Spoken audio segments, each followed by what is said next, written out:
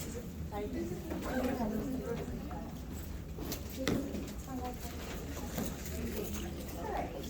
we were reviewing what happens. We talked about non-stress test. We talked about what a reactive, which is a reassuring non-stress test was, right? This is a reactive test, these are reassuring. We talked what a non-reactive non-stress test was too. And we talked about the usual protocols and how we need to do additional surveillance if a non-stress test is non-reactive, right? There's additional reasons to do additional testing because we've raised a question and we haven't been reassured. Another one of the tests in the protocol, it says to get an ultrasound or a biophysical profile. A biophysical profile is a type of ultrasound evaluation combined with a non-stress test. And so there are other uses of ultrasound too in fetal surveillance. Overall, we can use things to in pregnancy, like we can evaluate a size dates discrepancy. So let's say the uterine fundus or fundal heights are part of our routine prenatal visits. Let's say somebody's fundus measures 38 centimeters when they're only 34 weeks. That would be kind of a discrepancy, wouldn't it? And so we'd want, the provider will want to know why is there this discrepancy. And so they might order an ultrasound because of the discrepancy between the size and dates. They will look at the estimated fetal weight. They'll also look at the amniotic fluid volume.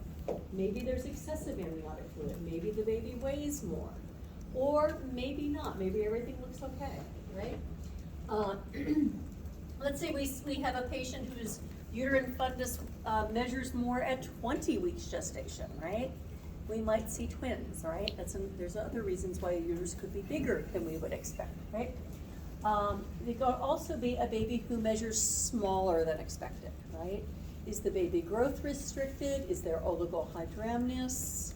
Is there something going on there, right? So that's one use of ultrasound. We can also check the placental location, which you already know.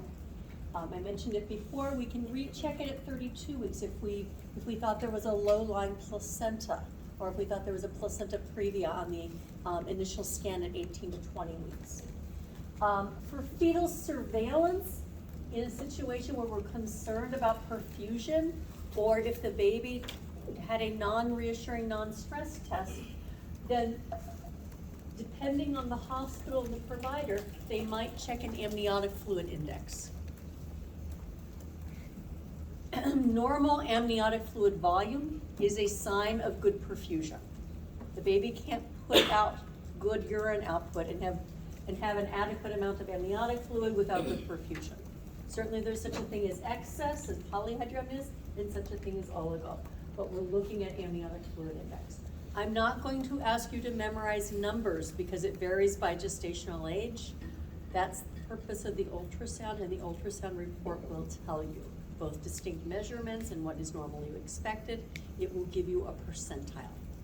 And so but I want you to know what an AFI is, that it's a way of following up on a non-reassuring, non-reactive, non-stress test. Also that AFIs might be done routinely, maybe if a patient was gestational diabetic or hypertensive, as additional fetal surveillance in addition to the non-stress test.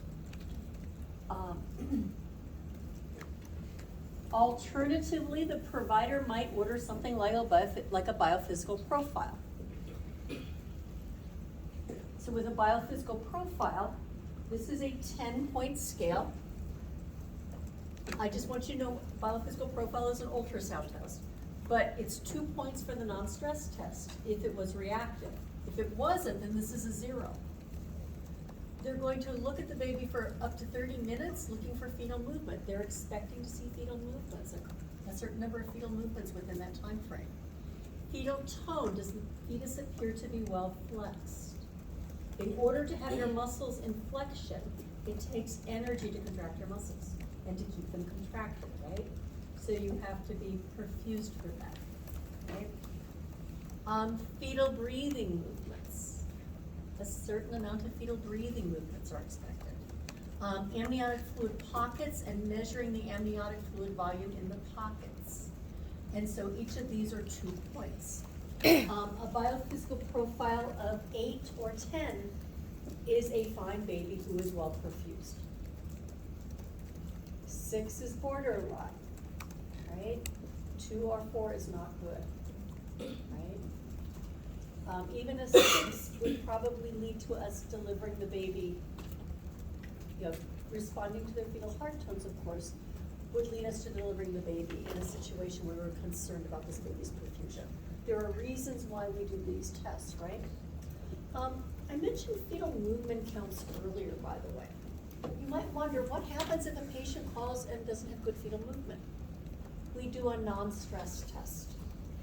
And we do a non-stress test. And if their baby is doing well in the non-stress test, then they're okay. If they aren't, then we go to these other levels of testing. Okay?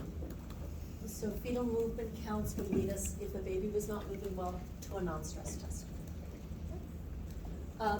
This is the formal scale. I am not asking you to memorize this. I do want you to understand that a biophysical profile involves an ultrasound and a non-stress test.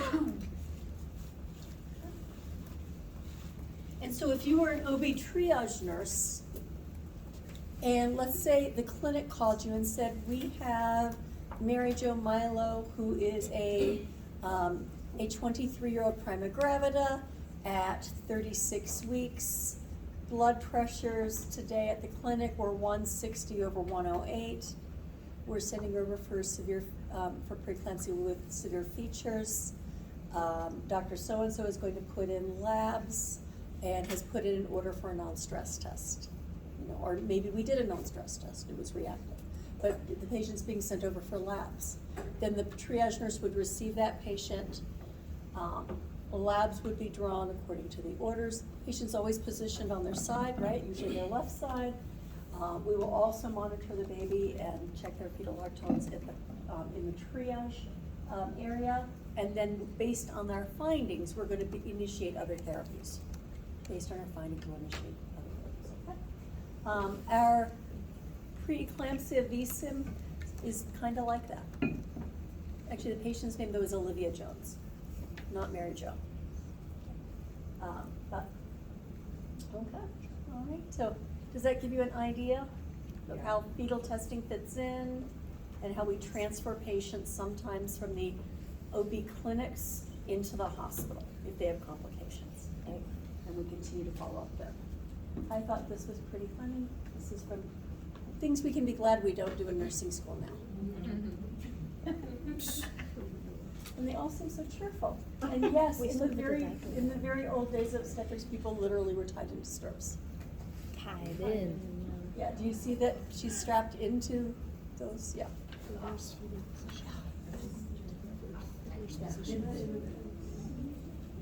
And they're cheerful. So, things to be grateful for, one little and very positive. All right. Okay, so let's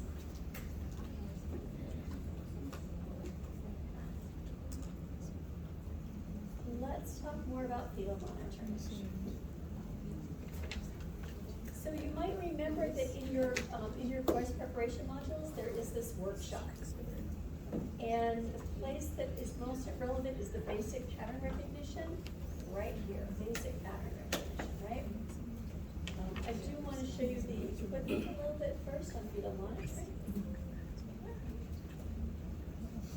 All right. There hasn't been, there's additional, you know, we can hook up blood pressure cuffs to these. There are other, you know, O2 sat monitors, pulse oximeters. We can hook up pulse oximeters and blood pressure cuffs, so that will print out on the display. So we can add additional equipment to these, but they really haven't changed in a very long time. Electronic fetal monitoring was developed by a perinatology doctor named Dr. Hahn, H-O-N. Dr. Hahn thought that if we could continuously monitor people who had high-risk conditions during labor, that we might be able to prevent cerebral palsy. The thought at the time, this was around 1976, the thought at the time was that most cerebral palsy was caused due to hypoxia during labor, that the baby wasn't getting enough oxygen during labor, and that we could prevent that we could potentially prevent disabilities and prevent cerebral palsy by monitoring the babies in high-risk pregnancies very well. We knew that high-risk pregnancies had a greater incidence of cerebral palsy. And that we could intervene in time to prevent serious disease. Okay. Unfortunately, the evidence didn't pan out. Two good things to know. Dr. Hahn never meant this to be an intervention used in every birth in the United States.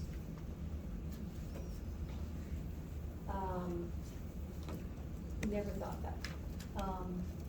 And there was, back in the 1980s, NIH, it was published, I believe, in 1989, like November 1989, because I'm old enough to remember when the study came out. And it's still a widely cited study, although it's old, because nobody's redone it since. They took a group of patients and they did a randomized controlled trial. Randomized controlled trials are the gold standard of research.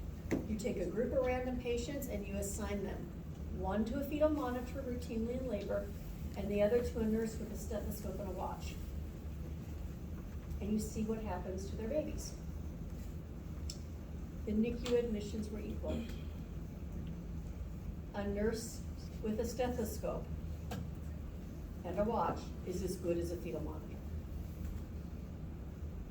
And this is when people begin to figure out, wait a minute, this isn't preventing cerebral palsy. This isn't preventing cerebral palsy. And so, however, in that time period, it became standard of care to use fetal monitors. Epidurals became to be to increase in number and desirability to patients because they could be awake and participate in the birth of their babies without feeling pain. Epidurals drop blood pressures, and they can reduce perfusion of the placenta. We also know that, we do know that problems can occur, and this does give us the ability to watch the baby continuously. But one of the things we also figured out is that there were things happening in pregnancy. Most of cerebral palsy is actually thought to occur during pregnancy now. It's not necessarily labor and delivery, and it's from things that may be occurring in pregnancy. We know people who have late prenatal care have more cerebral palsy. People who smoke have more cerebral palsy. So there are prenatal risk factors that are associated with the development of cerebral palsy, and it's not just about labor. It's not just about labor. So be aware of that. All right. And as I think I mentioned before, roughly 80% of patients in labor prefer epidural anesthesia or analgesia to assist them in that labor. Okay. And so that is helpful too. So let's take a look. Oh, and I do want to mention that I think it's been about 10 years now. There was one research that just went through birth certificates. It wasn't a randomized controlled trial, and it didn't exclude precipitous birth or home birth. And they did find some slight effects in neonatal seizure. But they didn't take out the people who had electively home delivered or had precipitous delivery from continuous monitoring. It was not an option. So it wasn't well controlled. So also with that. So external fetal monitors. As I mentioned, we use ultrasound. So this is a patient who has belts on. There are also some hospitals that kind of have this, the knit mesh belly band, and they tuck the monitors in the band. Most patients hate these monitors by the end of labor because they have to be applied snugly in order to work. So I don't have a picture of the ultrasound other than, so this is an ultrasound monitor. It has to be used with gel. This is Doppler translucent, it's ultrasound. It has to be used with gel and placed over the back of the baby. Sometimes they have to be angled in a particular way. Sometimes you'll see nurses position. If this were a transducer, you'll have people position folded washcloths up next to it to get it at the right angle to watch the baby. to monitor the fetal heart tones externally. This particular device is referred to as the TOCO, and this is to pick up contractions externally. This is applied usually to the top of the uterus, okay? Usually applied to the fundus. To pick up contractions. Let me show you what this looks like. Because it helps you to understand the monitor tracing, to understand what it is. Okay, don't know if you can see this well. Do you see that there's kind of this button in the center? This is applied snugly to the uterus, and when the uterus contracts, it puts pressure on the button. So when the uterus contracts, it puts pressure against the button, and then it picks up on the monitor. Okay. So it's called the TOCO for short, or TOCO dynamometer is the full name for it. There are probably OB nurses who don't remember that the full name is TOCO dynamometer. Okay. So if you ask for that, just refer to the monitor, that's what you call it. So anyway, so that's what this looks like, okay? Now then, good things to know. An external TOCO does not tell you how strong the contraction is. It tells you when it occurs, but it does not tell you strength. So you will know the frequency and duration of the contraction, but not the strength. Now then, we have these beautiful displays, right? These lovely displays, and it looks like graph paper, right? And so our tendency is to think that, oh, it goes all the way up here, it must really be a strong contraction. You can't tell that, okay?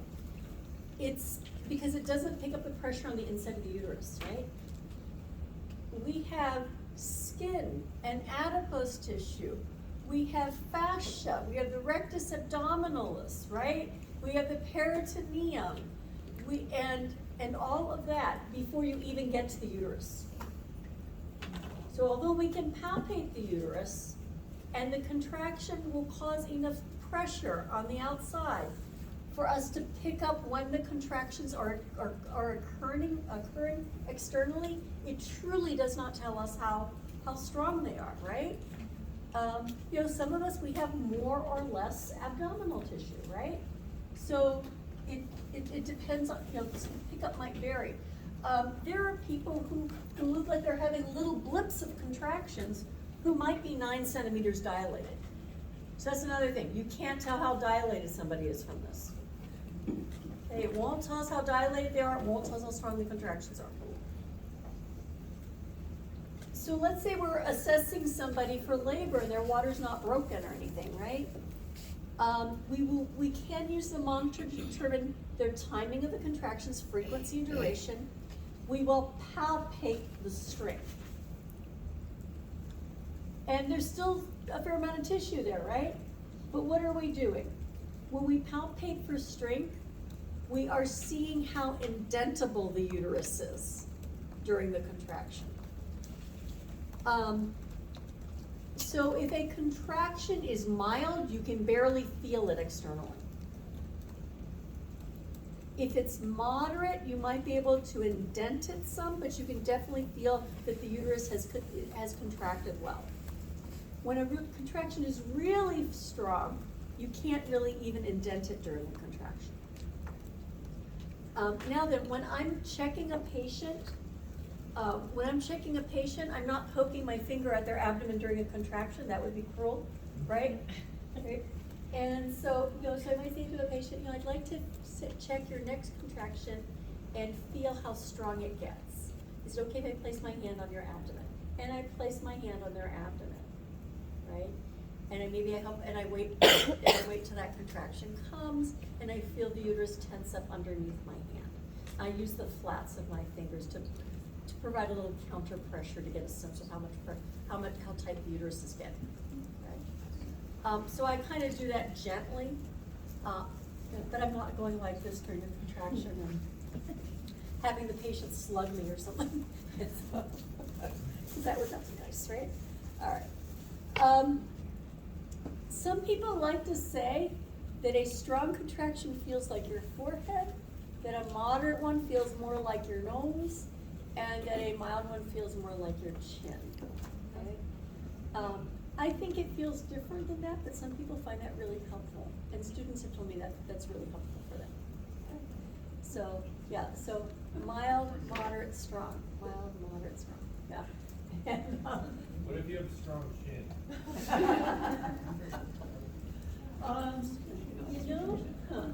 You know, relax any of the muscles you haven't been working since you've been in nursing school. Or for me, since you've been teaching nursing school. And palpate. But also, then feel what it feels like to curl your bicep and feel that muscle. Can you feel the tightness as you're, yeah, okay, all right. The uterus is a muscle, so, yeah. If you can barely indent anything at all, it's a strong contraction, it's nice and strong, not really indented, okay? So we can palpate. So if we were checking a patient in the office, and we were using an external monitor, and they were having contractions, and we wanted to check, we would ask the patient permission and check and palpate them, okay? Or if we were checking them for labor and triage, right? That's what we would do. We do have, it is possible, we do have a monitor that works by Wi-Fi. It doesn't work well.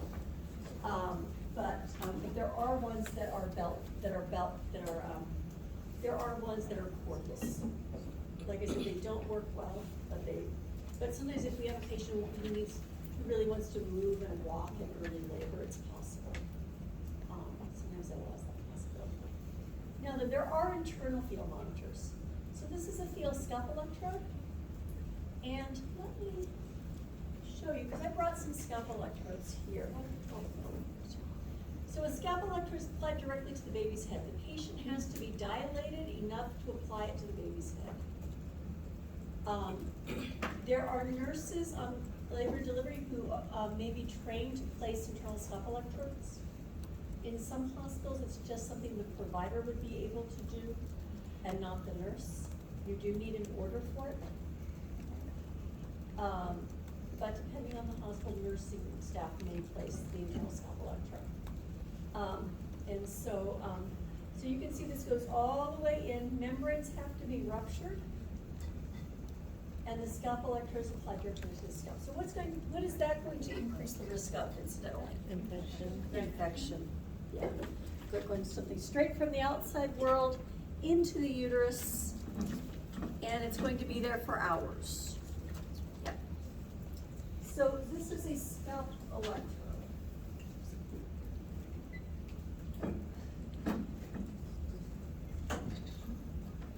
You see the little wire at the end there? And so it literally is screwed into the scalp of the baby. Oh, yeah.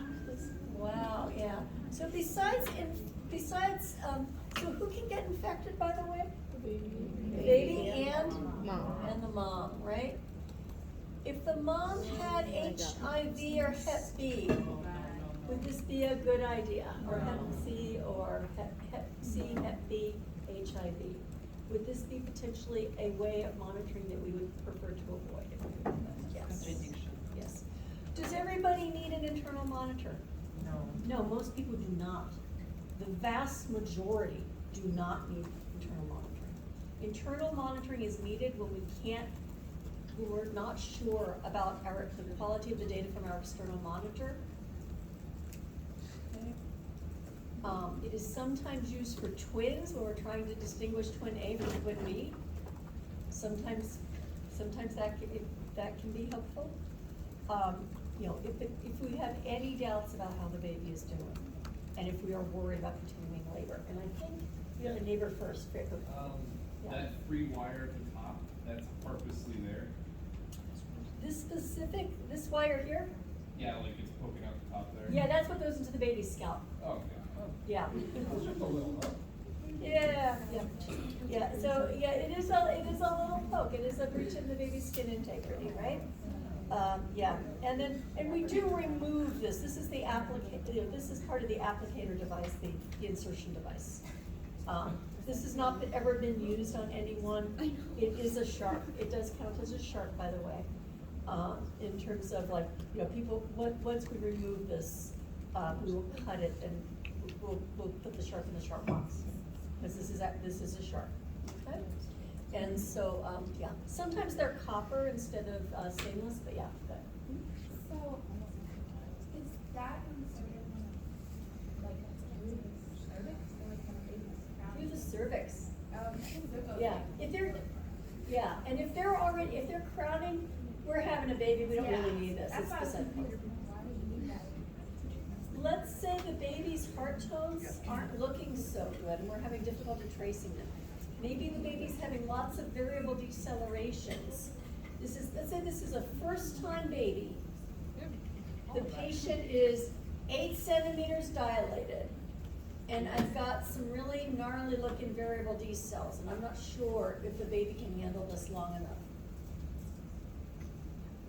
And sometimes this information might help us determine if if they continue to safely labor, right? Maybe I'm not sure of my variability. Maybe the baby's moving. Or whether we can safely continue labor or whether we need a C-section. And so this can help the nurse and the provider have better ideas about how well the baby is coping. And let's see, I think over here first and then, If that's in their head and then they deliver, are you then watching for hematomas after birth? one of the things you're looking for. Remember me vaguely mentioning something about lacerations and other things? Yeah. Okay. Yeah. Some hospital protocols, it depends on the hospital, might have you put betadine on it. Some involve just looking at it, just checking it when you do your head-to-toe assessment every shift, and until you don't find it anymore, right? It is, occasionally I've seen a little scab, but usually they're not bad enough to even scab. Okay. And so, yeah. Is it possible to have a scalp abscess, by the way? Mm-hmm. Yes, and I think we can do, and then I look forward. So is this like ultrasound guided, or they're just gonna stick it anywhere on the head once they? Over the bone. We Okay. don't put it over the fontanelle. Okay. And so when we do a vaginal exam, this is done during a vaginal exam, the inserter is placed over the provider's gloved fingers or the nurse, and then we twist it. And then there's a little release, and we release and remove the applicator. And the wires are hooked up to a leg plate that's been placed on the mother, and that's connected then to the machine. Okay. Yes. Is that kind of like a sterile package? Yes. And then do they, because I know Procter uses some wire stuff. This is not It's reused. No. Not reusable. And in fact, often we will cut them. So sometimes we'll take our bandage scissors or something and we'll cut it, and to get it off, they get the scalp electrode off the baby's head at birth.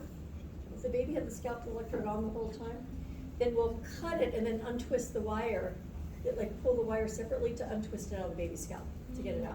Yeah. By the way, if the baby has a lot of hair, would this potentially work real well? No, there are limitations. So a baby who has a lot of hair, we still might have difficulty with transmission and getting good heart tones. Are there any like risk factors that, like, I'm guessing if they put it in the wrong spot, could it cause like a bleed, like a cerebral palsy or like You never say wary. You never say never, but I've never heard or seen before. Yeah, and we always put it over a bone because we don't want to accident. It shouldn't be that deep, but you never say never. I mean, there's always preemies and there's always, but if you get into the super preemie peri-viable babies, we actually usually do less rather than more. To be honest, because if you have a baby who's 22, 23 weeks that we don't think will survive, this is used to, do we need a C-section or not? Is it worth the long-term potential harm to future pregnancies to deliver a 22-weeker by C-section? And you will get providers who have sharp disagreements on that. There are some people who are like, at 22 weeks, the vast majority do not survive, and I could be creating a very serious risk in subsequent pregnancy.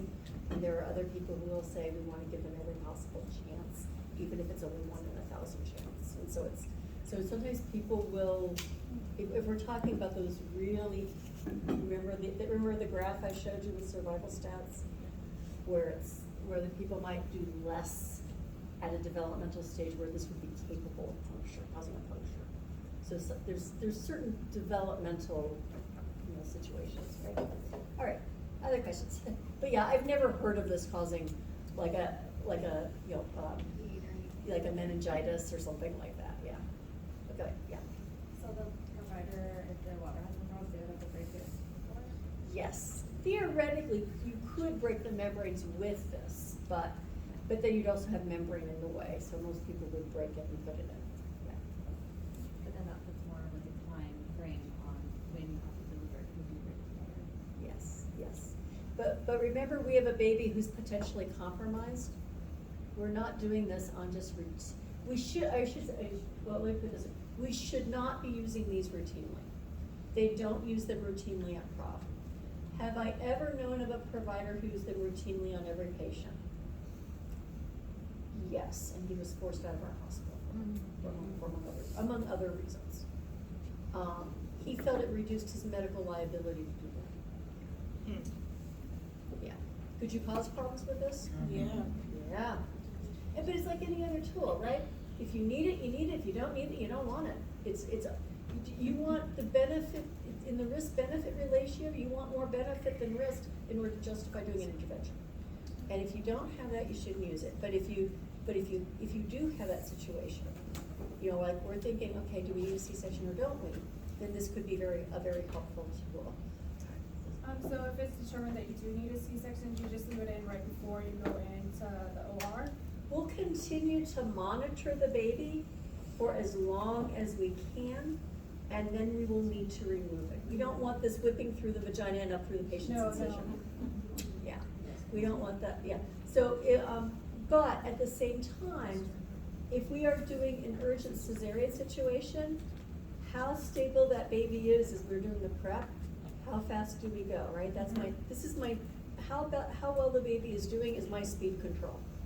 Is this splash and dash, or is this, as it said, or do I have a little time to be as careful as possible, right? Mm-hmm. I've seen such emergencies where we didn't do an instrument count. And you see what I mean? Yeah. So there's, and then we did an X-ray afterwards to prove there were no instruments left behind, right? So I mean, in case you're wondering what happens if that happens, that's what we do, right? But is that ideal care? No, it's a compromise. But do we need to make compromises? This tells us in some ways how fast do we need to go, right? And listening to fetal heart tones, if we're using an external monitor, it's the last thing we do before we prep, right? Because we've got to prep the abdomen. We've got to prep it with like chlorhexidine. It's usually chlorhexidine alcohol. That's usually what's used. Yeah. That's what I was gonna ask. I was gonna say, do you still have the external fetal monitor on when you are putting the internal one on? Like, yes? Okay, because I'm wondering, do we know if it's affecting the baby? Like, are they feeling it? Is their heart rate accelerating? Are they moving when they're? If their heart rate isn't accelerating, that would be an indicator to me that baby is not well oxygenated. Okay. Because they're not responding to it. So it is expected, okay. Yeah, does anybody write that up as an indicator? No. But can babies feel pain on their scalps? Yes. So, In fact, sometimes when we assess them, if they have bruising or happen on their, or something on their scalp and you feel them, they might start to cry because you're touching your bruise, you're touching your alley. Yeah. We do need to check, but just go quickly, do it once. Do it once and do it well. And don't be afraid to do it. Because if you're afraid to do it, then you do it more than once, and that prolongs things. Just do it once, do it well. Kind of like a shot, right? Hesitancy is not you want to quit. All right. Yeah, good questions. All right. So there's our, so that's the scalp electrode. Here's the topo. Can't see it. I can't see it now. Oops, sorry. Forgot to- all right. Here's the choco that I showed you before.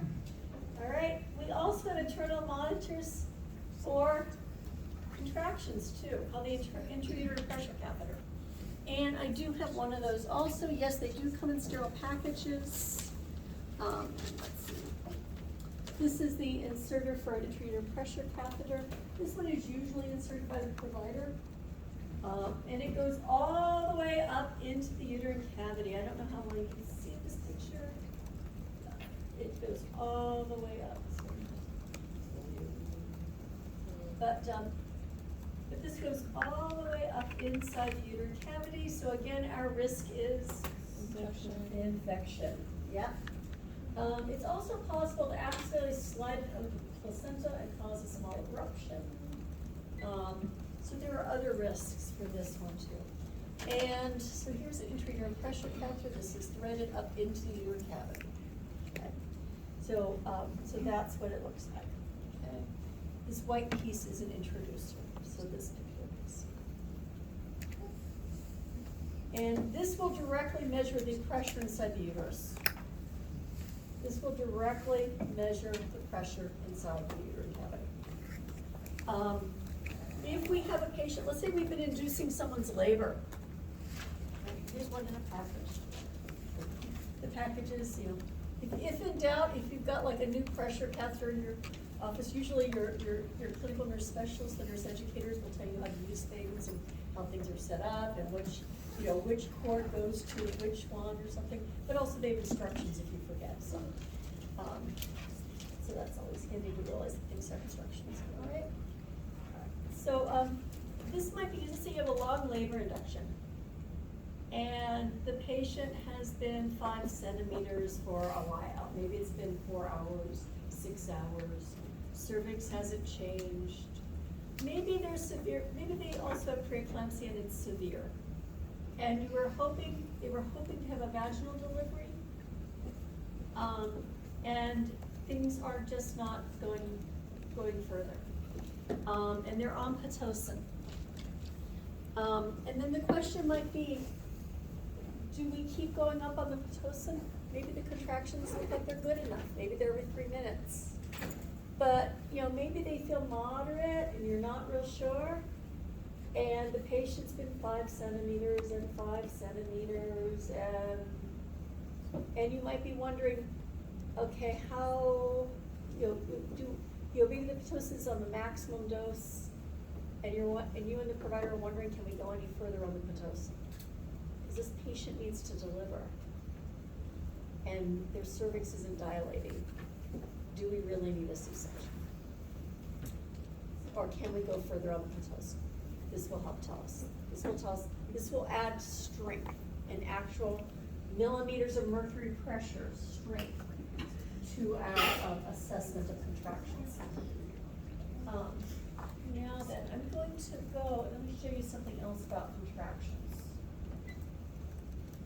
Okay. I am going to go, so that's the equipment. I'm going to go back to basic pattern recognition, and I'm going to go down to the bottom here actually. And so this is we were just talking about contractions. NVU stands for Montevideo unit. I don't usually put things like Montevideo units on your tests, just so you know, but just so sometimes it comes up clinically as we're preparing to go to start clinicals this week.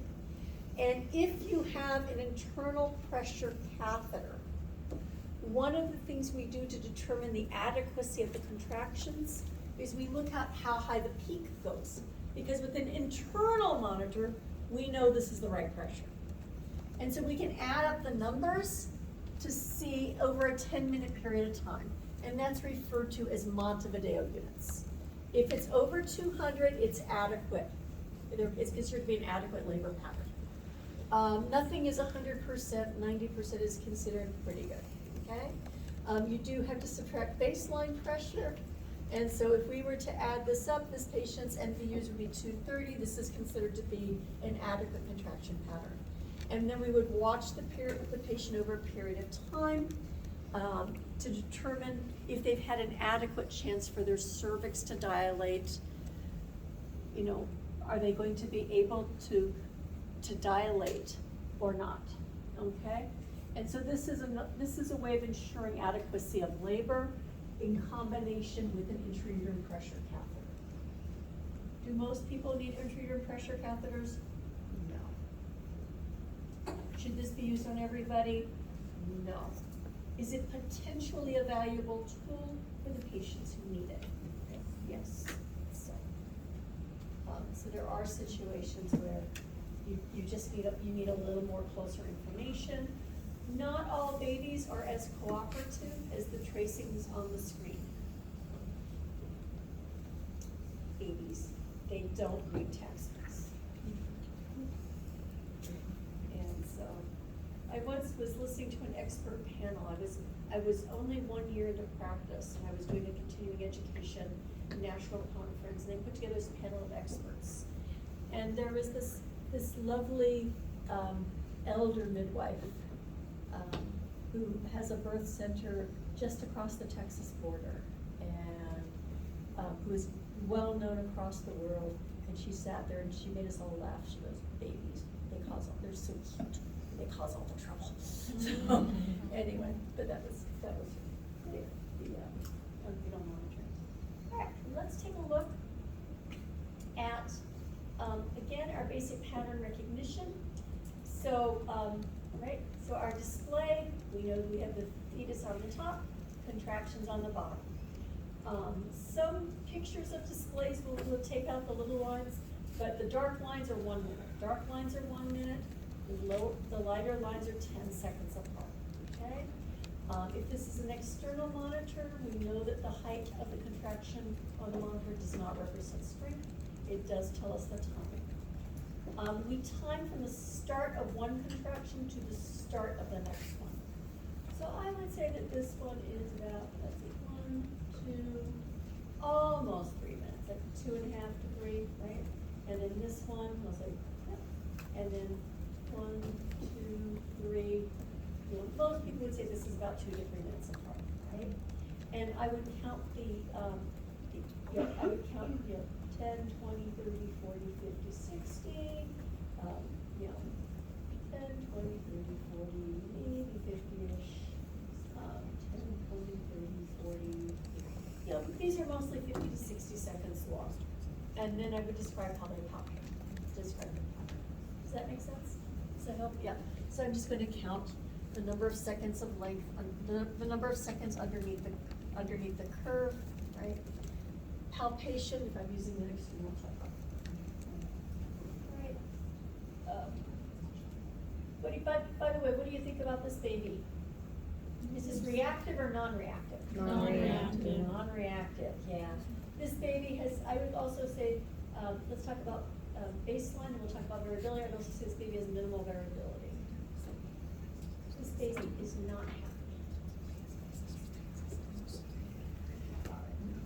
Please use professional terminology on the unit. I often use casual terminology so I can relate it to the stuff that we all know best.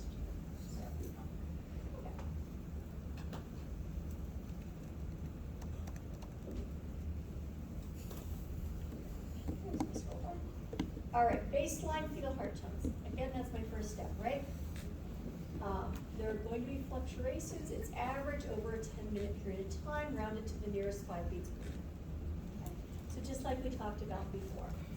And so, so you kind of have to look at the fine print here as to what the numbers are. They're not terribly readable, I have to admit.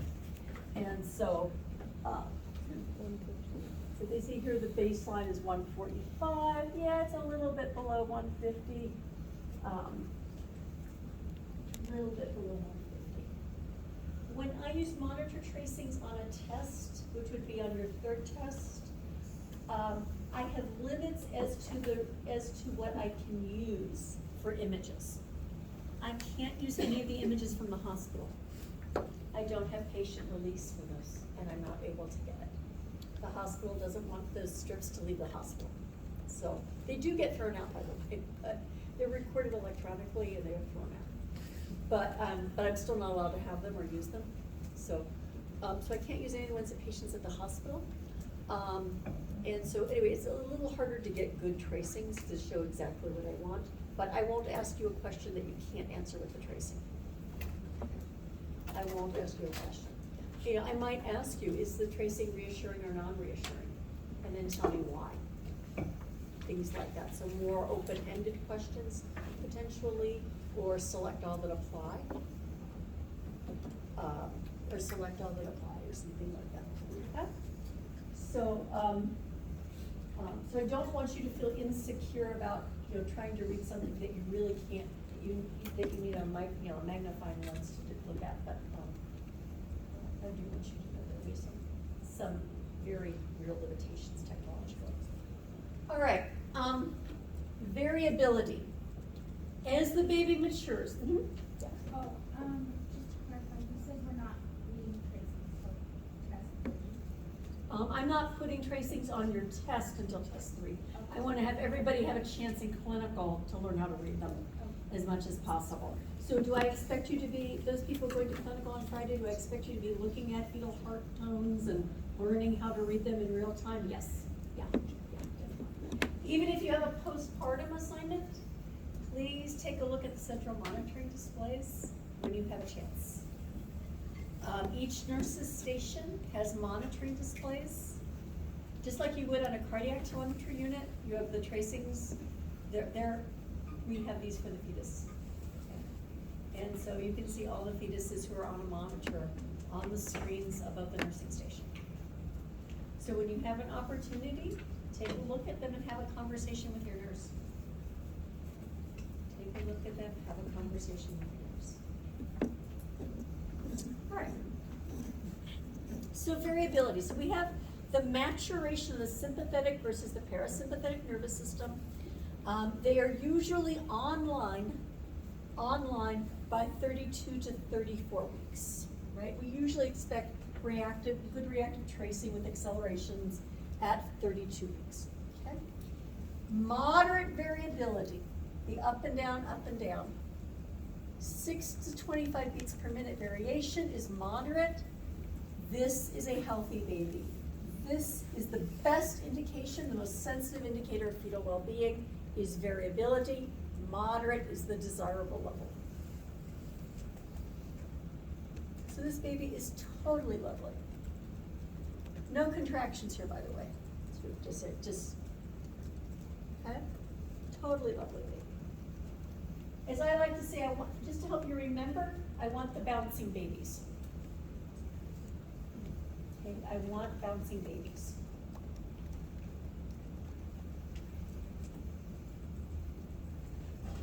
Now then, are there perfectly reasonable reasons to have decreased variability? Sure, I mentioned fetal sleep, right? What if I give the mother a narcotic, maybe in labor? Would that slow down the baby? If the mother were taking a sedative, would that make the baby sleepy too? Right. Mm-hmm. Yeah. So if I cause the decreased variability because I gave a narcotic, maybe I gave some morphine for false labor. If the baby looked fantastic before I gave the drug, and then they kind of go to minimal variability afterwards, they're still fine. I did that. I know I did it, right? So does that make sense to you? Right. So minimal variability doesn't always bother me, right? Because if I gave an analgesic, that's me. That's iatrogenic. And it's temporary. When the drug wears off, the baby will be fine, right? Certainly prematurity if they're not developed enough to do it. All right, arrhythmias, tachycardia tends to reduce variability.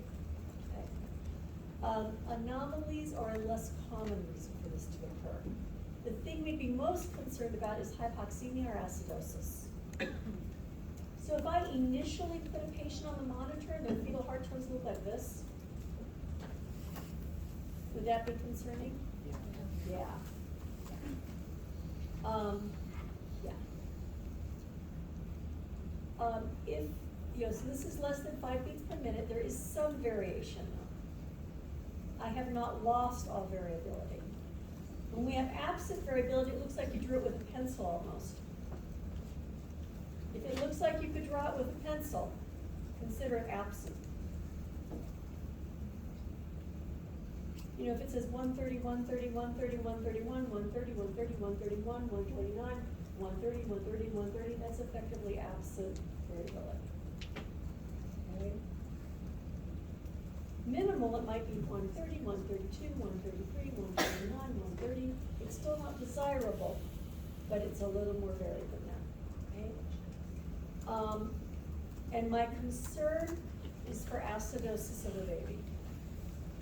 Right? Remember that if you're not well oxygenated, right? If you're not well oxygenated, if you're not well perfused, right?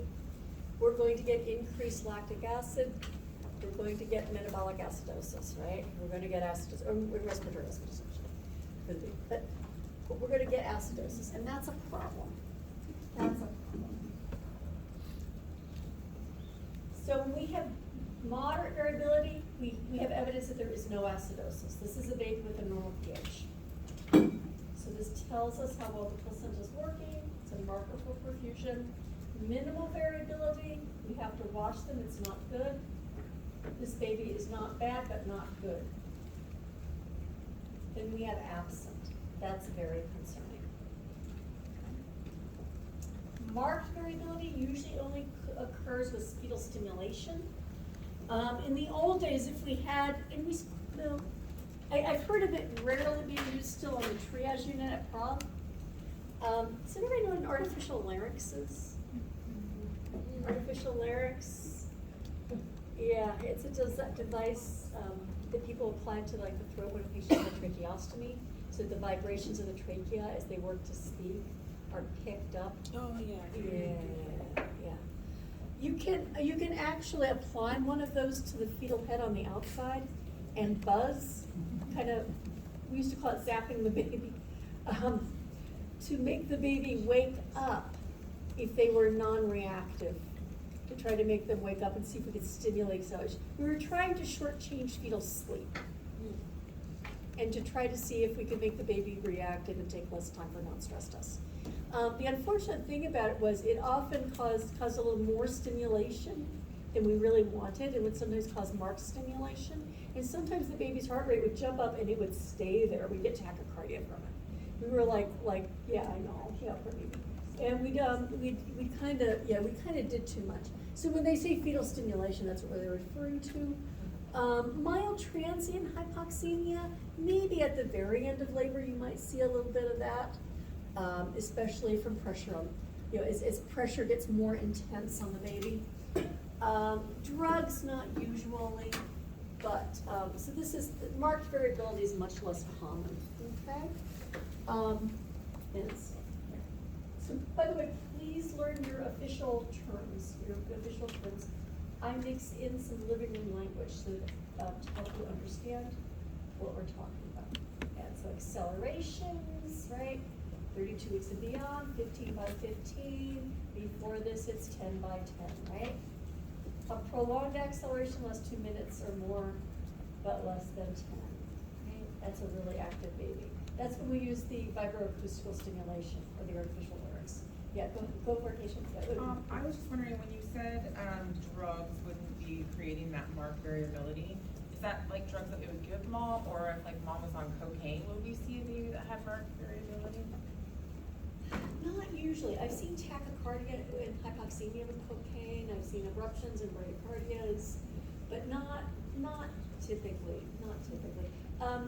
We don't usually give the sorts of medications that would cause this. Okay. Even with terbutaline, you'll get tachycardia, but you won't get marked. Terbutaline being a beta mimetic. Even with the beta mimetics, you don't usually get that. Yeah. Okay. So here we can. So is it an old wives' tale that if you gave like a mother who has a baby that's not variable, like OJ or like juice or something, is that a wives' tale, or does that work? I've only seen one research study, and it didn't really rise to the level of significant, but there are a lot of MFM clinics that might give the patient juice while positioning the mother on the side, give them some juice while they're waiting, hoping that the juice will help perk up the baby and make the baby respond. You kind of want an order for that though, even if you're in an outpatient clinic where people are usually eating on their own, because what if the baby doesn't do well?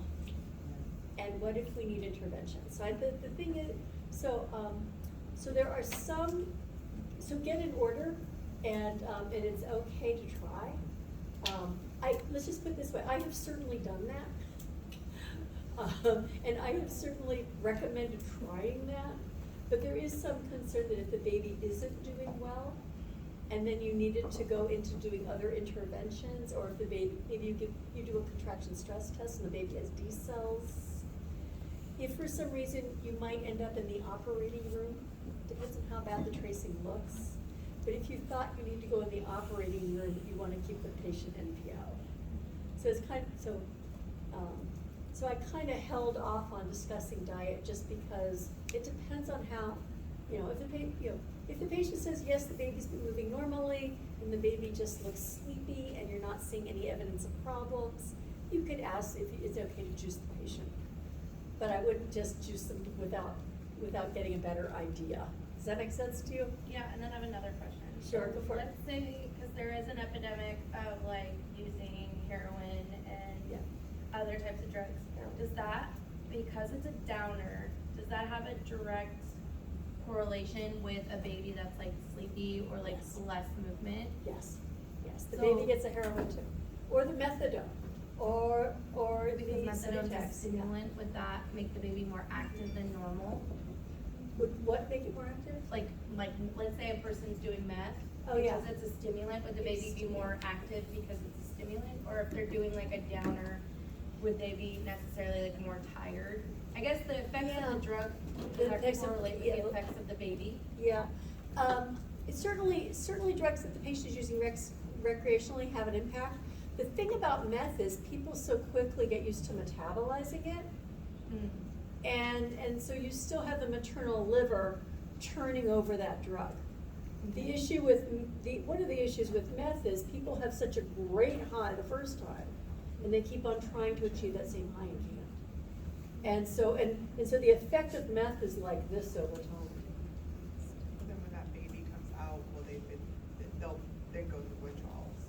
I'm more worried about heroin, tobacco. There are other things I'm more worried about than meth, actually. Okay. Meth is not good, but it's not, It's not high on your list. yeah. It's on the Don't do it, but it's not the the highest worst on the thing. list, It's right not now, the the worst highest thing are on no my list, heroin or yeah. tobacco. Yeah, ultimately, people are just trying, we see a lot less meth than we used to, I think. I'm not seeing, let's just put it this way, I'm not seeing the same lesions I once saw. The lesions that get caused by meth. I'm not seeing as many patients who are, heroin, we saw a lot more. Opioids, we see a lot. Opioids are, but yeah, I haven't seen a lot of fetal effect from meth on fetal heart tone tracings. Now, remember, some of this might also be because do people tell us when they're using before they come in? Sometimes we only find out after the fact. And if you're the labor nurse and you've gone home, you may never know. And then the postpartum nurse might know. But yeah, I'm not, yeah. And do I think meth is harmful to placentas? Probably.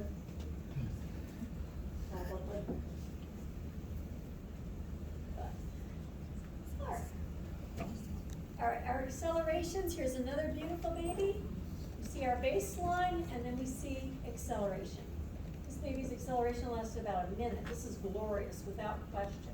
Do you see they lost track of the baby at the end here? That happens more often than you realize. These are just beautiful tracings, you know, that they appreciate. So sometimes we need more tracing to see how well the baby's doing.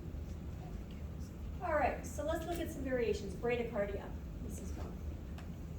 Bradycardia. This is a baseline variation, right? So we're worried primarily about hypoxemia, right? For bradycardia, that's a big one. Typically, the medications we are using are not going to cause a bradycardia.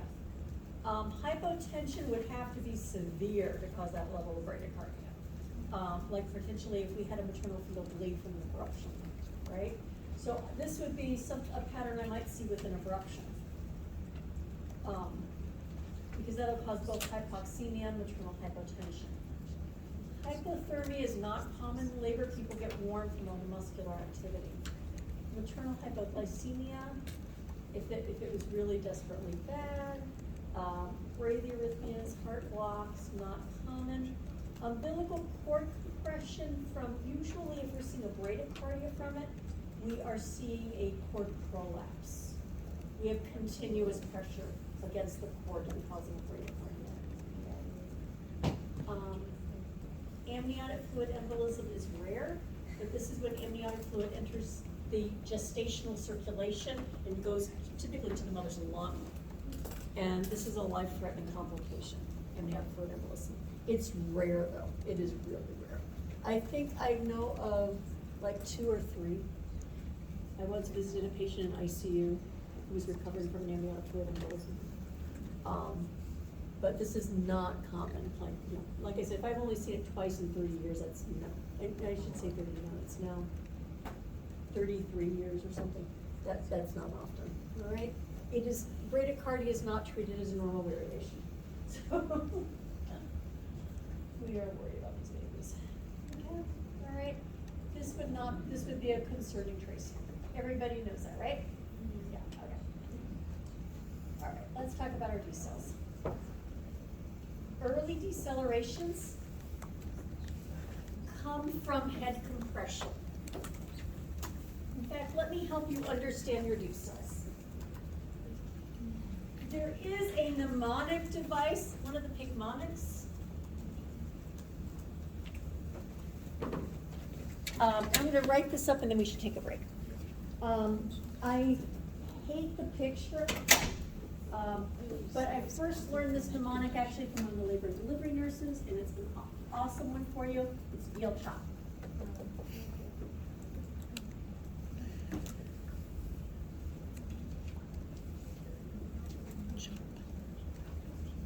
Veal chop. So variables. Variables are associated with cord compression.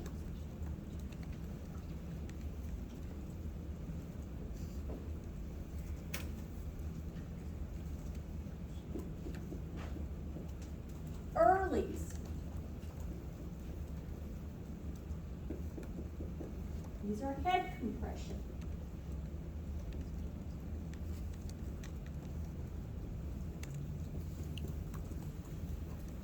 Accels, accelerations.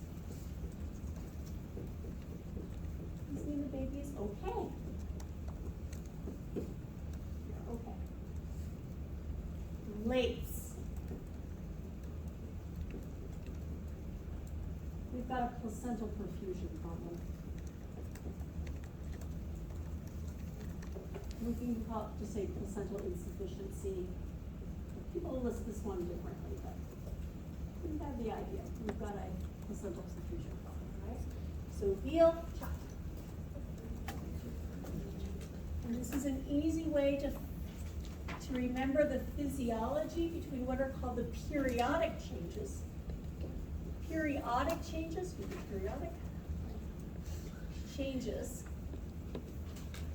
in fetal heart tones.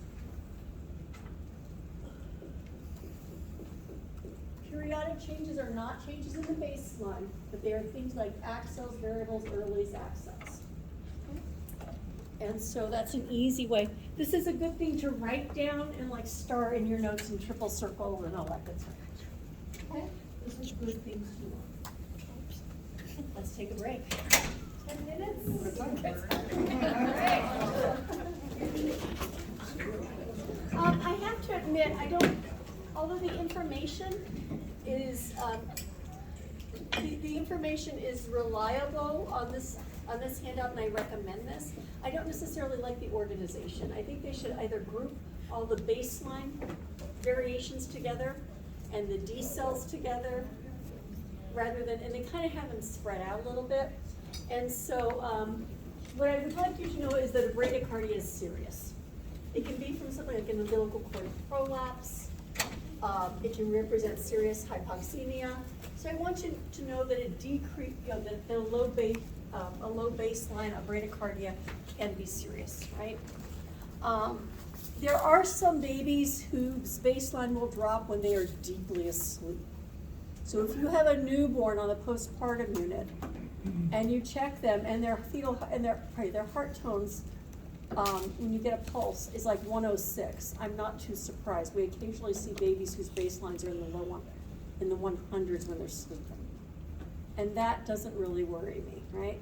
It's the baby in labor whose baseline is 60s that I'm worried about, right? That's a baby I'm worried about.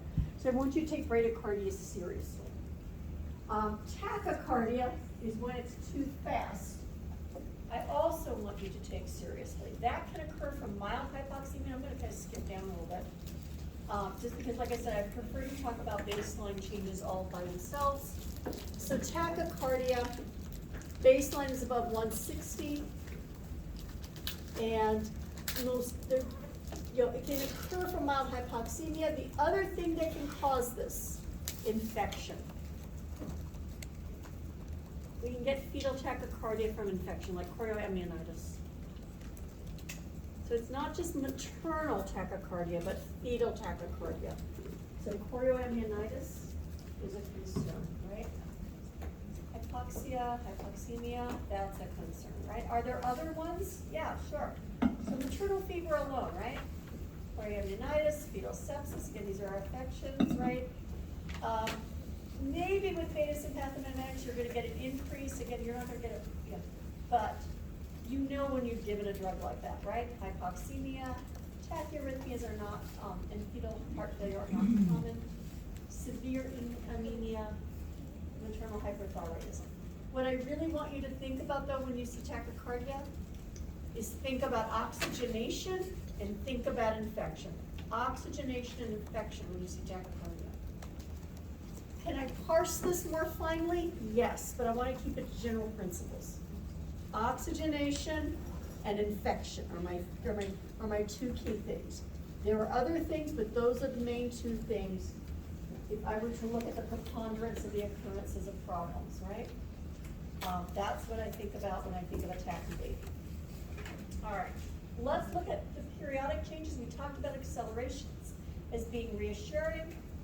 Early D cells are just from head compression. They are not associated with problems. What is an early D cell? It typically mirrors the contraction.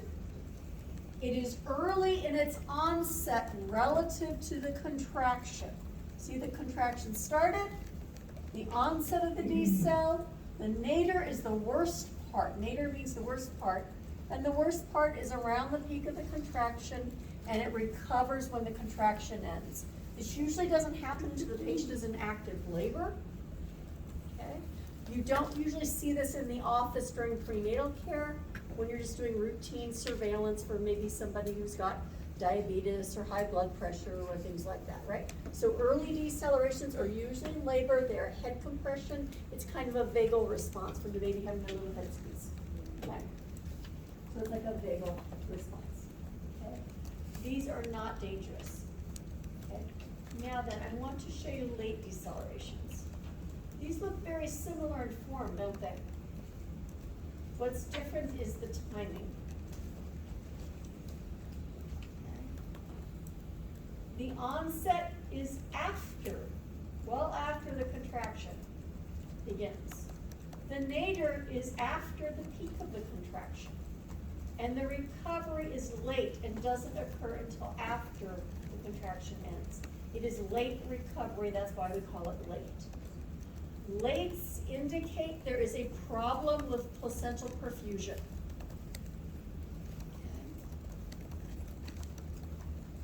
And it's important to be cautious about the timing so that we can tell them apart. I mentioned about how we discovered that a nurse with a stethoscope was as good as the fetal monitor in terms of the number of NICU admissions and prevention of cerebral palsy. There was one significant difference between using continuous fetal monitoring and the nurse with the stethoscope. Use of continuous monitoring doubled and tripled our C-section rates. It doubled and tripled our C-section rates. I think some of this is confusion, and there was a lot of thought that's how we're reading them. Do we really know what we're doing with these? I'll talk more about this as we go, but do you see how people could get confused? Yeah, yeah, yeah. There's a fine line between what's normal and what isn't. Well, and here's another thing too. 80% of all babies spend some time as a category 2 tracing, which means they're not reactive. 80% of all babies will have non-reactive tracings, non-reassuring tracings at some time in labor. So it's not so definite, right? My thought is, our healthcare, we're not going backwards, right? We need to know how to read these and use them well and have better and better definitions about how to use this information.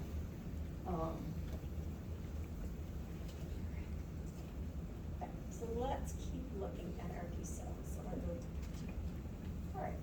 By the way, a prolonged D cell is greater than 2 minutes, but less than 10 minutes. Once you get to 10 minutes, you have a baseline change. Remember that baseline is a 10-minute thing, right? So if you're told that something lasts for 3 minutes, or if you see a tracing that has something that lasts longer than 2 minutes, but less than 10, it's a prolonged deceleration. We no longer call it an early or a late or a variable, it's just prolonged, and that's serious. That can also come from significant cord compression or cord prolapse. It can be caused by hypoxemia or hypoxia. It's a problem, okay? This is usually serious. It can also be caused by oligohydramnios, which then leads to cord compression, right? So there's also prolonged D cells. All right, variable D cells, V for variable. I like to say V for variable because sometimes the waveform looks like a V or a W. They often look kind of spiky. They are abrupt. If you see the word sudden or abrupt in a description, it's a variable. Assuming it lasts less than 10 minutes, right? Less than 2 minutes. All right, so it's abrupt onset. Okay. Onset to nadir is less than 30 seconds, so it's occurring really pretty quickly. It drops at least 15 beats per minute below the baseline for greater than or equal to 15 seconds, but less than 2 minutes. Let's say it's 2 minutes, we call it prolonged D cell. It will usually recover when the contraction ends, although as the relationship to the contraction can be variable. Okay? And so these are variable D cells. Okay? They are an indicator of cord compression. At least a quarter of all babies, up to a third of all babies, have their cords wrapped around their necks. It is actually a common condition. Most babies have about a yard's worth of cord in there, and they get all tangled up into it. And the neck is kind of like a little spool, isn't it? So they can get wrapped up at some point. There are babies who are born with knots in their cords, even. There is a variety of length of cord. I think the shortest documented was 2 centimeters. I was once at a hospital where they had a baby who had something like a 5 or 6 foot long cord all tangled up. Yeah. And there is some variability to that. Most babies on average have about a yard's worth to get tangled. Some babies have double or even triple nuchal cords, called a nuchal cord, right? But when a baby is being put, fortunately, most babies have enough slack and enough length to the cord. The vagina is not that long that they can make it out. They can make it out vaginally. Be aware that a lot of babies have variable decelerations in the second stage of labor, or in transitional labor. So variables are not unusual at the end of labor. As the baby starts to descend for birth, it'll put pressure on the nuchal cord. Sometimes if we see mild variable D cells, like they're not really bad or anything, we still got good variability, and somebody will see some variables and be like, oh good, they're getting closer to delivery, aren't they? We'll look at the monitor and think, oh, that's, maybe somebody was you know, a prima paris patient was 7-8 centimeters dilated, and an hour later we're seeing some variables, and it's like, I bet they're progressing. You know, so sometimes we're not disappointed in what we're seeing. It depends though on, it depends on the situation. Let's say I have a patient who has hypertension and they are chronic hypertension, we'll say chronic hypertension, they're 34 weeks, and I put them on the monitor and I see some variable D cells. Am I expecting that at that stage? No. Are they in labor? Am I doing this for labor? No. They'd have an awfully long labor ahead of them, wouldn't they? This will get worse, right? Is that a good thing? No. If they do the same thing though at 9 centimeters, I'm not worried about it. It's like, okay, we probably have maybe another hour or two of labor. It doesn't look bad. We've got, you know, so we're looking at multiple factors and are developing our judgment about these tracings, right? How close are you to birth? Are you okay? Can you hold on there that long, right? And so, birth is so exciting. Okay. So all right, so the variables are cord compression, right? I think you all know, at this point, that our treatment for aberrations in fetal heart tones involves repositioning, IV fluids. We no longer give oxygen like we used to. We will correct for blood pressure if there's low blood pressure, like from an epidural. Right? We will notify the provider, right? So there are standard things that we do. I'm not going to go into more detail with that. I want us to start looking at some actual tracings. And I'm also going to talk with you a little bit about categories too. A little bit about categories.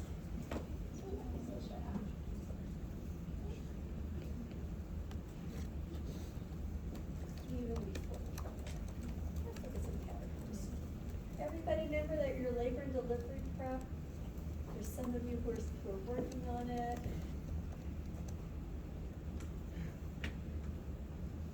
Some people have asked me about the color system. There are ways of grading.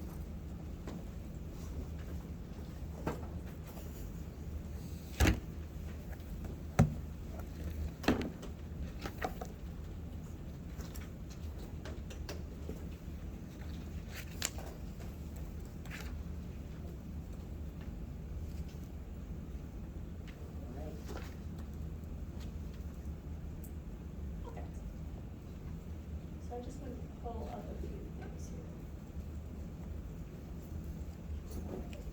here. Lots of good information in here. By the way, wouldn't this make a really great study guide for your third test? Mm-hmm. And maybe for postpartum and the newborn, you put things in here too? Mm-hmm. All right, so all the definitions are in here. Categories.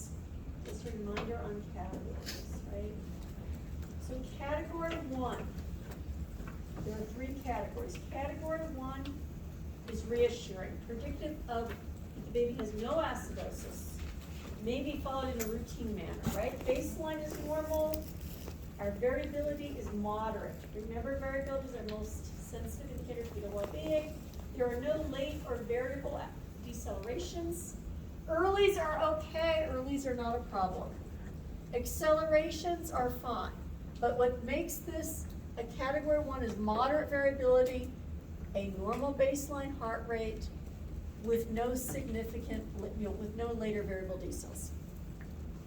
This baby is reassuring. Category 1 tracing, 1 is reassuring. 2 is indeterminable. It is not predictive of abnormal fetal acid base, but we don't have adequate evidence. It's indeterminate. 80% of all babies fit in category 2 at some point during labor. 80%. Okay? So to be a category 2 tracing, I like to think of this as the indeterminate. You've got a mixture of things, right? You You could theoretically have bradycardia as long as you have good variability. You could have tachycardia. You could have minimal variability but no D cells. You could have absent variability but no D cells. You could have marked baseline variability with accelerations. You could have absence of induced accelerations after fetal stimulation. If we stimulate the baby, we expect their heart rate to jump up, right? You could have late decelerations with moderate variability. Late decels with moderate variability, and you're thinking, Susie, how do you get that? Babies don't read textbooks. Moderate variability suggests a normal acid-base balance and that the baby is well perfused. But late decelerations tell us the baby isn't well perfused. And it's like, what do you know about that? All right? If you have variable decelerations, especially with other characteristics, category 3 is abnormal and predictive of acidosis.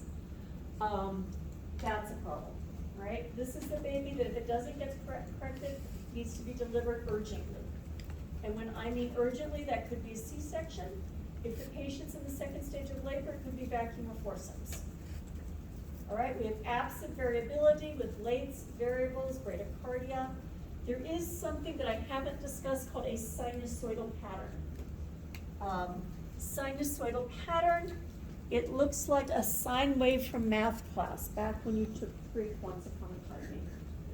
And I did not get that.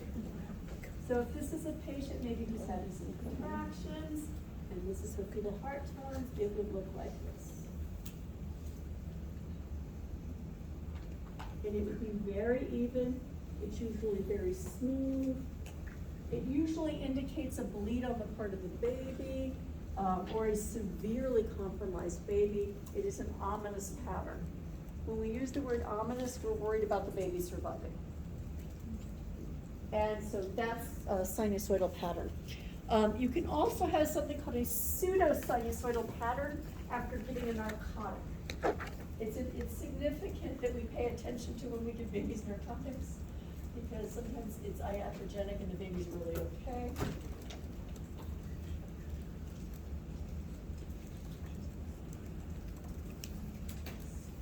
So I can bring up something for you. Yeah, this is a good sinusoidal pattern, up to date right here. So this is a sinusoidal pattern. This would be unusual, okay? This is sinusoidal. Some people call it sawtooth. It's, depending on how curved it is. I consider this, yeah. And can you see that this baby went from sinusoidal to crashing? Yeah. So this is a, yeah. So if you see a sinusoidal pattern, that's a real problem. Okay? That's a real problem. So that's what I mean by category 3. That's a real correction. All right. So let's look at the colors. By the way, we used to give oxygen. One of the things about COVID, we stopped giving oxygen because we had no documentation. It was pathophysiologic. We thought, if we're worried about your oxygenation, we should just give your parent lots and lots of oxygen. And people were like, if an adult patient is standing at 98%, are we really improving them by giving them, 10 liters by a face mask? Are we really making a difference? And could we be spreading COVID with using aerosolized products in a birthing suite? And so people have done the research, and oxygen does not help. So we no longer give oxygen. If you see some older materials, they might talk about giving oxygen. It takes a couple of years before things drop off the standard of care. It's been a couple of years since COVID. I don't think anybody's giving oxygen now, but things live forever on the internet. So we no longer give oxygen. We still give IV boluses. We still reposition the patient. All right. So there are the current systems by categorizing fetal heart tone tracings. People have long known that category 2 is kind of a catch-all and not very useful. And so people have tried to develop, a guy named Perrer tried to develop a 5-tier system, it's the color system, instead of a 3-tier system. This is a 3-tier system, 1, 2, and 3, and then there is a 5-tier system of colors. What I want you to know is that blue and green is good, red and orange is bad. Red and orange means you need an urgent delivery. And you can see that this chart looks pretty complicated, right? Even I won't dare try to produce this from memory. Because, yeah. That's exactly where I want to be. So, they also grade whether or not variable decels are mild or moderate or severe. And they grade late decelerations on mild, moderate, and severe. Prolonged decels, mild, moderate, severe. So they will grade the types of decels. The main thing, so we're looking at the way you read this is baseline. Is the baby tachy, normal, mild bradycardia, moderate bradycardia, severe bradycardia? Do you see as you go how it goes from, how it gets worse in terms of color? Okay. Moderate variability, by the way, this is for the moderate variability baby. So classify variability, then our baseline, then the periodic changes with decels. Here we have minimal variability, we have our baseline, and then the types of decels. Okay. Again, variability is our best predictor. Variability is our best predictor, right?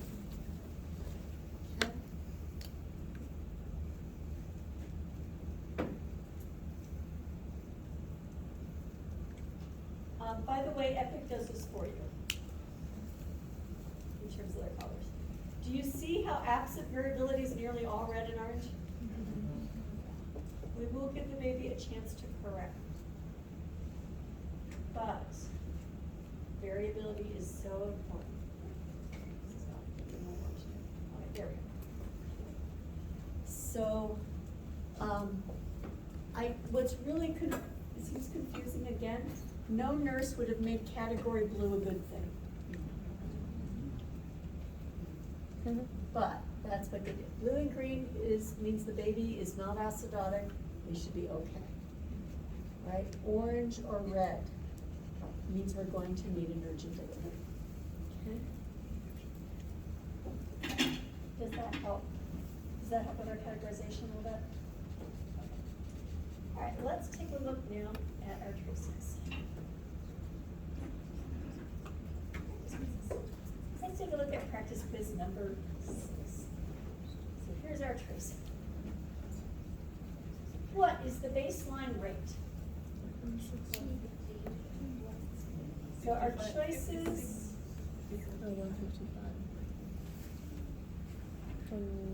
So this line here is 150, where my arrow is, can you see that?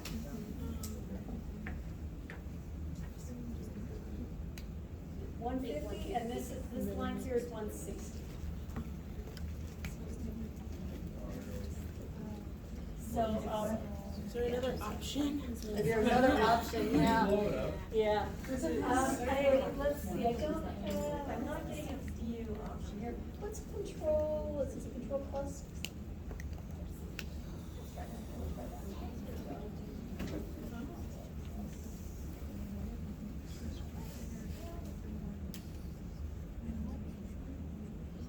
Can you see better now?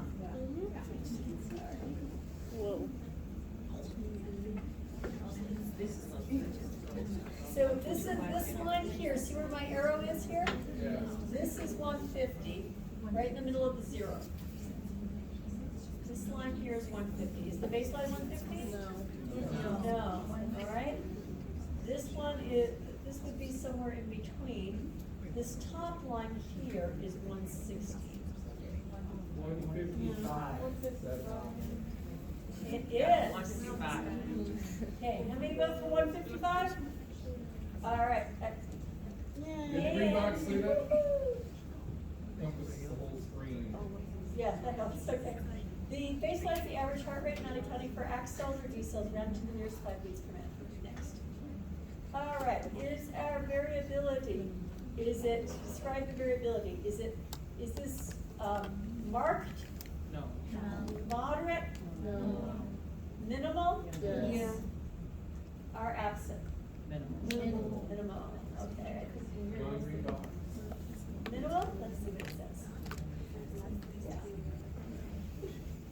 All right, variability starts the average moderation. Okay, 5 weeks or less. Minimal, normally a normal variant may be related to sleep cycles during prematurity, occasionally associated with hypoxia. Very good. Then we have, are there accelerations present? No. And this is no, yes, yes, and the strip is reactive. Anybody think this is reactive? Accelerations are often defined, yep. Next. Are there decelerations present? Yes. Okay. Would you Late. say variable, early, or late, or prolonged? Late. Can we look at it again? Late. Could be variable. How many people vote for variable? How many people vote for late? We'll see. Oh, most people vote for late. It's the issue. What's that? Word shove. This is this. It's only one, which is helpful. What? Yeah. What's the reasoning? I would, yeah, variable, it's a variable.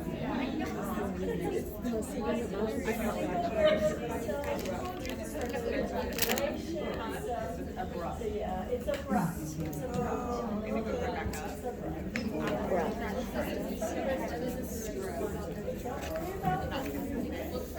Are there contractions present?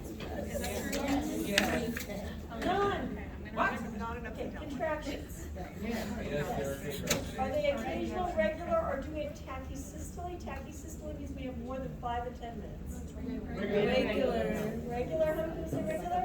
Occasional? Wait, I don't know, I need to see. I don't know the Let's amount take a of look again. contraction. Regular. Every 3 minutes. Start to finish. How many people say this is occasional? How many people say this is regular? Regular. How many people say tachysystole? Yeah, I don't think so. And then regular occurs every 3 to 4 minutes. It doesn't have to be spot on, 3 to 4 minutes, that's close enough, we count that as being regular, right? It doesn't have to be to the second, right? Is this a category 1, 2, or 3? 2. How many people say 2? Yeah, I think that's most of the class. 2. Yep. Category 2 traces are not associated with elastosis. They do sometimes require intervention to limit their progression to something worse. So we're still going to intervene. That's an important thing to know. They are indeterminate. Okay, real option and try to fix it. Okay, would we say this tracing is? Is it reassuring and reactive? No. Is it overall reassuring but not reactive? No. This tracing is not reassuring and requires intervention. Yeah. No. We're gonna watch. Okay, let me take a show of hands. Overall reassuring but not reactive. How many people say the tracing is not reassuring and requires intervention? Not reactive. I think we had 4 people for overall reassuring but not reactive, is that right? Yes. That is correct. What makes this one overall reassuring is because most of the time the baby's having contractions, and most of the time we're not seeing late decelerations. That's what makes it overall reassuring, is because with the exception of one random variable, the baby's not responding to the contractions, so that's, it's not a great tracing though, it's a category 2. But, neither a single variable decel nor the present minimal are non-reassuring, but the tracing should be watched closely. And this is based on the category system, right? The color system's a little different. All right. So let's go do another one. Let's do another one. Question real quick. Yeah, all right. So on that last one, like we were still using, like the actual tracing that we were looking at didn't change amongst all the questions. And the previous one said intervention was required. And then if the answer was interventions are required, but that's not correct, which answer? both be simultaneous. Yeah, there's kind of a, remember that contraction stress test thing? Yeah. The baby wasn't responding to most of the contractions, which is why it created some level of reassurance, really. There's a random variable, like the baby kicked its cord. It wasn't very long, it wasn't, so it's kind of like, eh. Okay. Yeah, this counts as a category 2 tracing.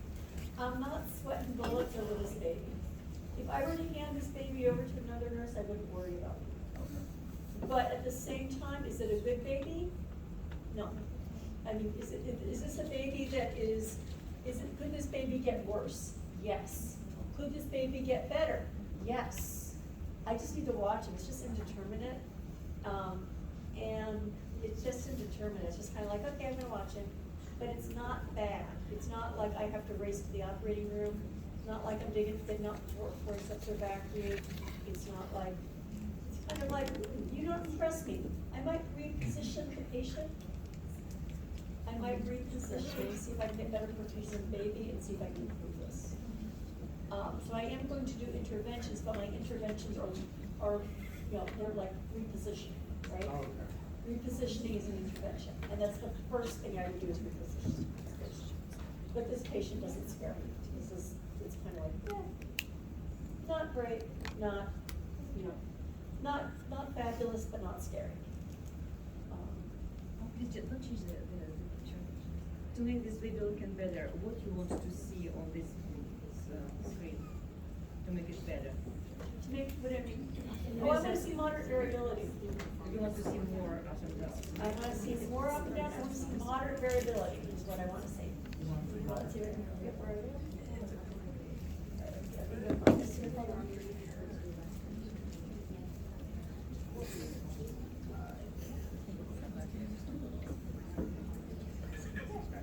Yeah, I'm gonna do what it is. So for example, if I do quiz 1, we'll do quiz 1. Do you see this baby? Yeah. Let's look at this. All right, what's our baseline with this baby?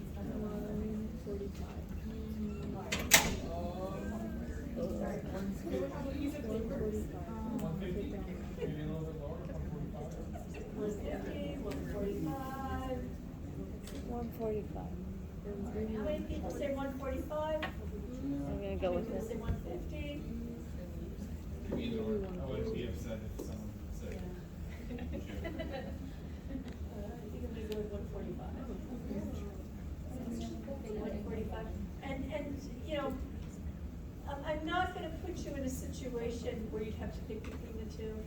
I think sometimes I've looked at the same tracing and thought 150, and other times I've looked at it. We're blowing it up so it makes it a little easier to see, but yeah. All right. Our variability, describe it. Moderate. Moderate. This is a fabulous baby. And by the way, it's okay if your accelerations or variability goes above 160, but we're talking about baseline 110 to 160, we're just talking about the baseline. It's okay to go above with the other changes, okay? So moderate, yep, next, yep. Accels present? Yes. Yes, they are. Is the strip reactive? Go back.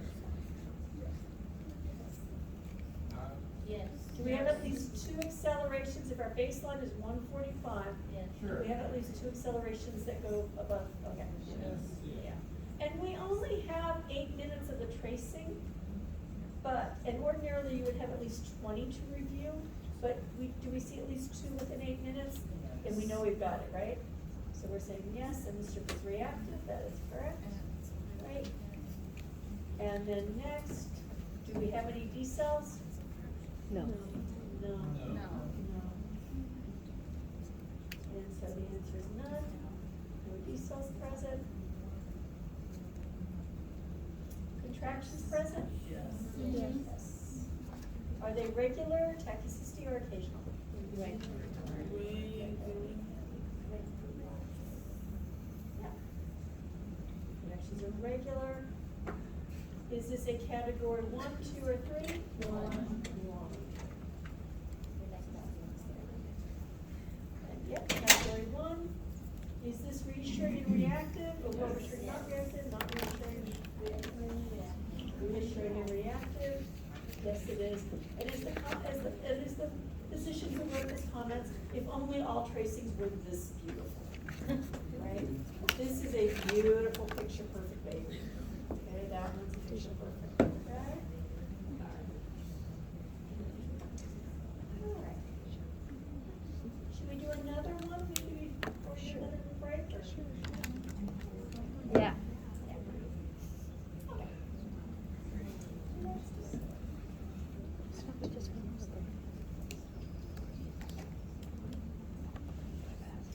Or would you rather go back, by the way, there's also clinical cases here, I suggest using them, by the way.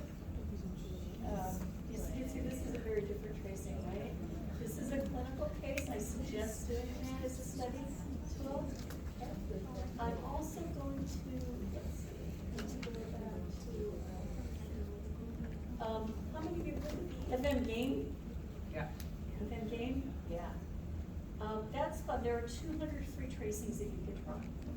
Oh, good.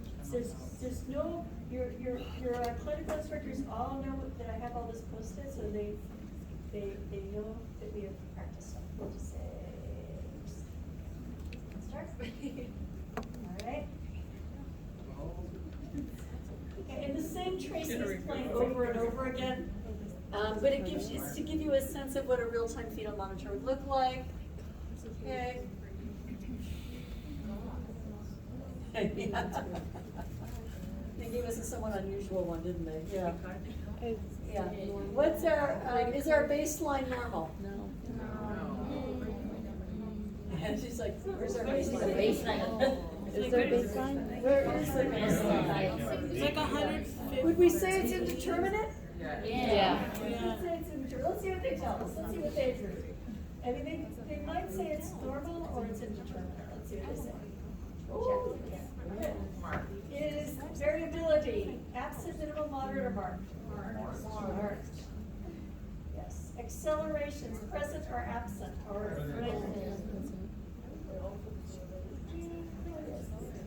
we'll see.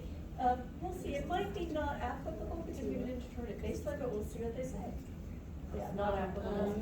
Markers that you can't tell, you don't really know the baseline. So that makes decelerations, are they absent, early, late, prolonged, variable, or not NA. applicable? Not applicable. We'll try not applicable for that one too, yeah. Is this a category 1, 2, or 3? 3. Is it 3 or indeterminate? Indeterminate. Indeterminate. Indeterminate is category 2. This is hard. Contraction frequency, is this normal frequency, tachysystole, or do we need more data? Tachysystole. Tachy, yeah. This baby is, this is one contraction, there's no break.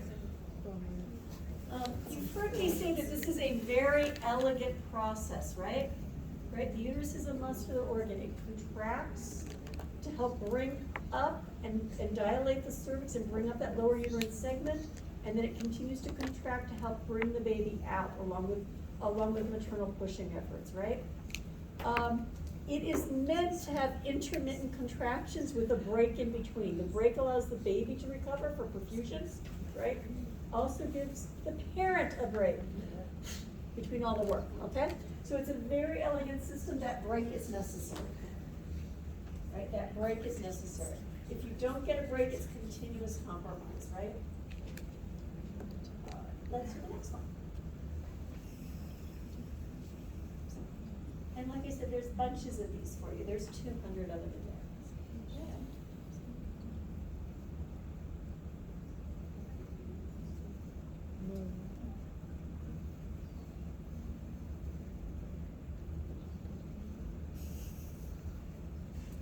So what do you think? Our baseline, is it normal or not? It's normal. Yes. Brady, tachy, indeterminate, sinusoidal, normal, okay? Variability, is it absent, minimal, moderate, or marked? Minimal. These are How many people say minimal? How many people say moderate? I think the minimal people have it, that's what they say. Yep, minimal. Accelerations, present or absent? Absent. Decels, present present or absent? Early, late, They're prolonged, variable, late. Late. Okay? late. Okay, yep. And did you see where the, and it's right not there. every contraction really, but like right there. Yeah, and this is more subtle, so we can sort of feel late. Okay, in this category, is it 1, 2, or 3? 2. And our contractions, are they normal frequency or tachysystole? I'm tacky, yeah. But too fast. Right. I see some people who are ready to look at some real tracings. If you not that you aren't looking at them, but I mean live time at the hospital, right? All right. Oh, you do. You guys are ready.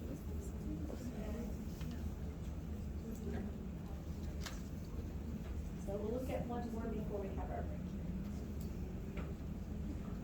Okay, do we have a normal baseline? Yes. And do we have, or is our variability absent mineral, moderate, marked? Moderate. Here, yes. Do we have accelerations? Yes.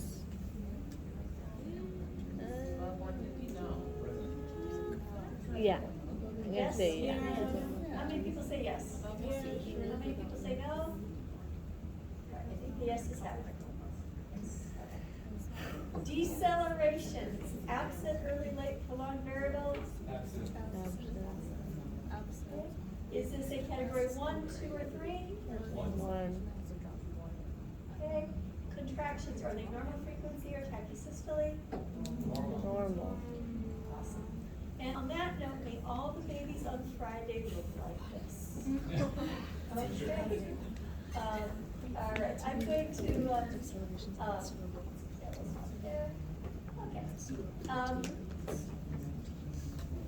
So, do you have enough fetal monitoring that we can maybe just look at a little bit more information on our maps and take a little break, look at a little bit more information? Maybe I'll push the maps to the end, and we'll just do a little bit of information. Maybe we'll wrap up with a, wait, let me put it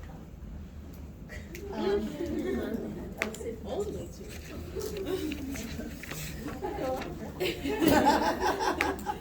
I'm proud of us.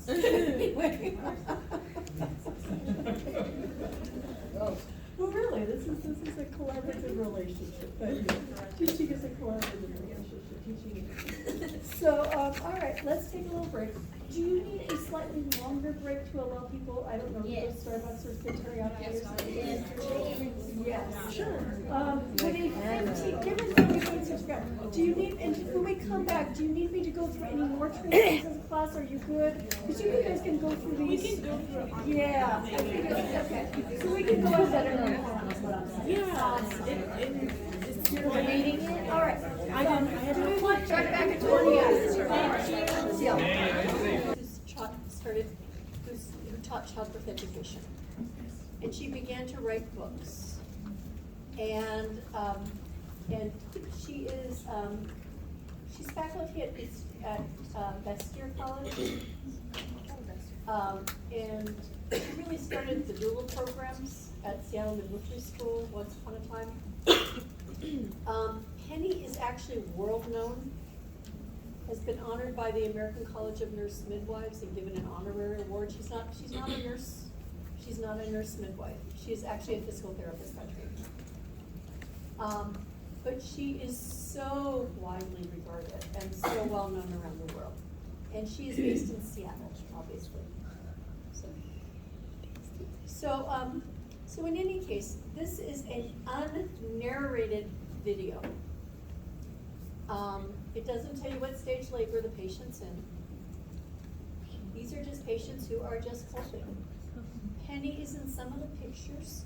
I think the video was produced in 1996.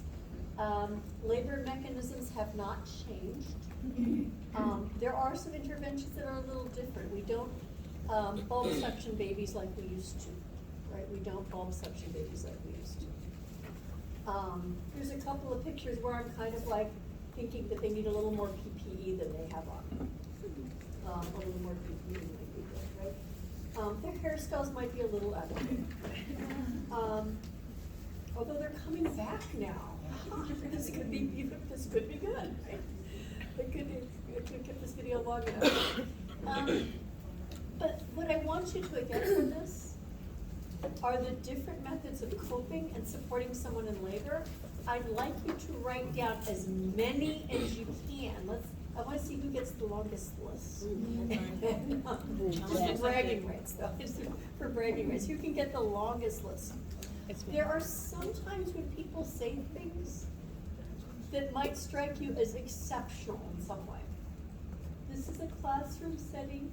Sometimes people are saying and doing things that they themselves are astounded by and amused by. And I do mean and amused by. You know, kind of like, I'm doing this? Let's do it again.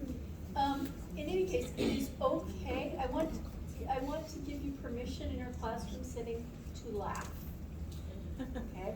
You would never do that except with a real patient, but you're allowed in the classroom setting because sometimes labor and stuff has a way of making people do things they never thought they would do, or it just is a different world, right? You're mentally in a different place when you're in labor. Okay? And this is it is very sweet, by the way. This is not, you're kind of laughing with the patient, but there is a place where when somebody says something and, you know, sometimes people feel like they need to hold back their reactions, and I want to assure you that this is the safe place to have the reaction that you need to have, okay? I want you to simply get at least 10. Once with the class, I put together 37. So there's a lot. Yes. All right. She's not gonna be talking. Thank you. To be on a toilet, just in case you give birth on the toilet, like, is that like kind of like you're not really, it's like a no-no? It's a judgment call. Depends on where you are, it's a judgment call. I wouldn't put a multi-parous patient on a toilet though. But if somebody were stalling and pushing, like let's say they weren't getting very far pushing, and maybe they pushed for an hour and weren't getting very far and they said, I have to go to the bathroom. I've known of nurses who have said, let's try that for just a little while. Just help bring the baby down a little bit.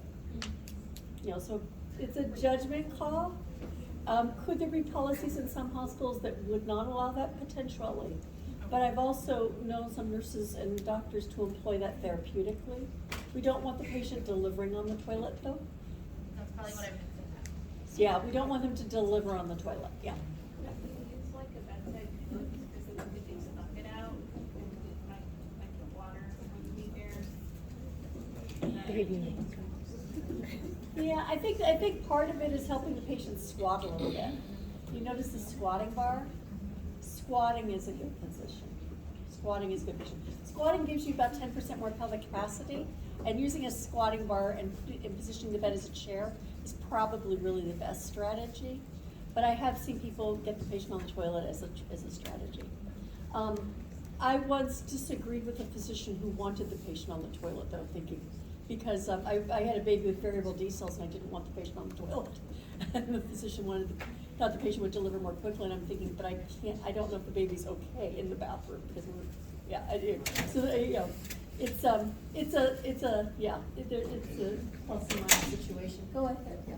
Do Prague and Swedish have the bars? Yeah, Okay.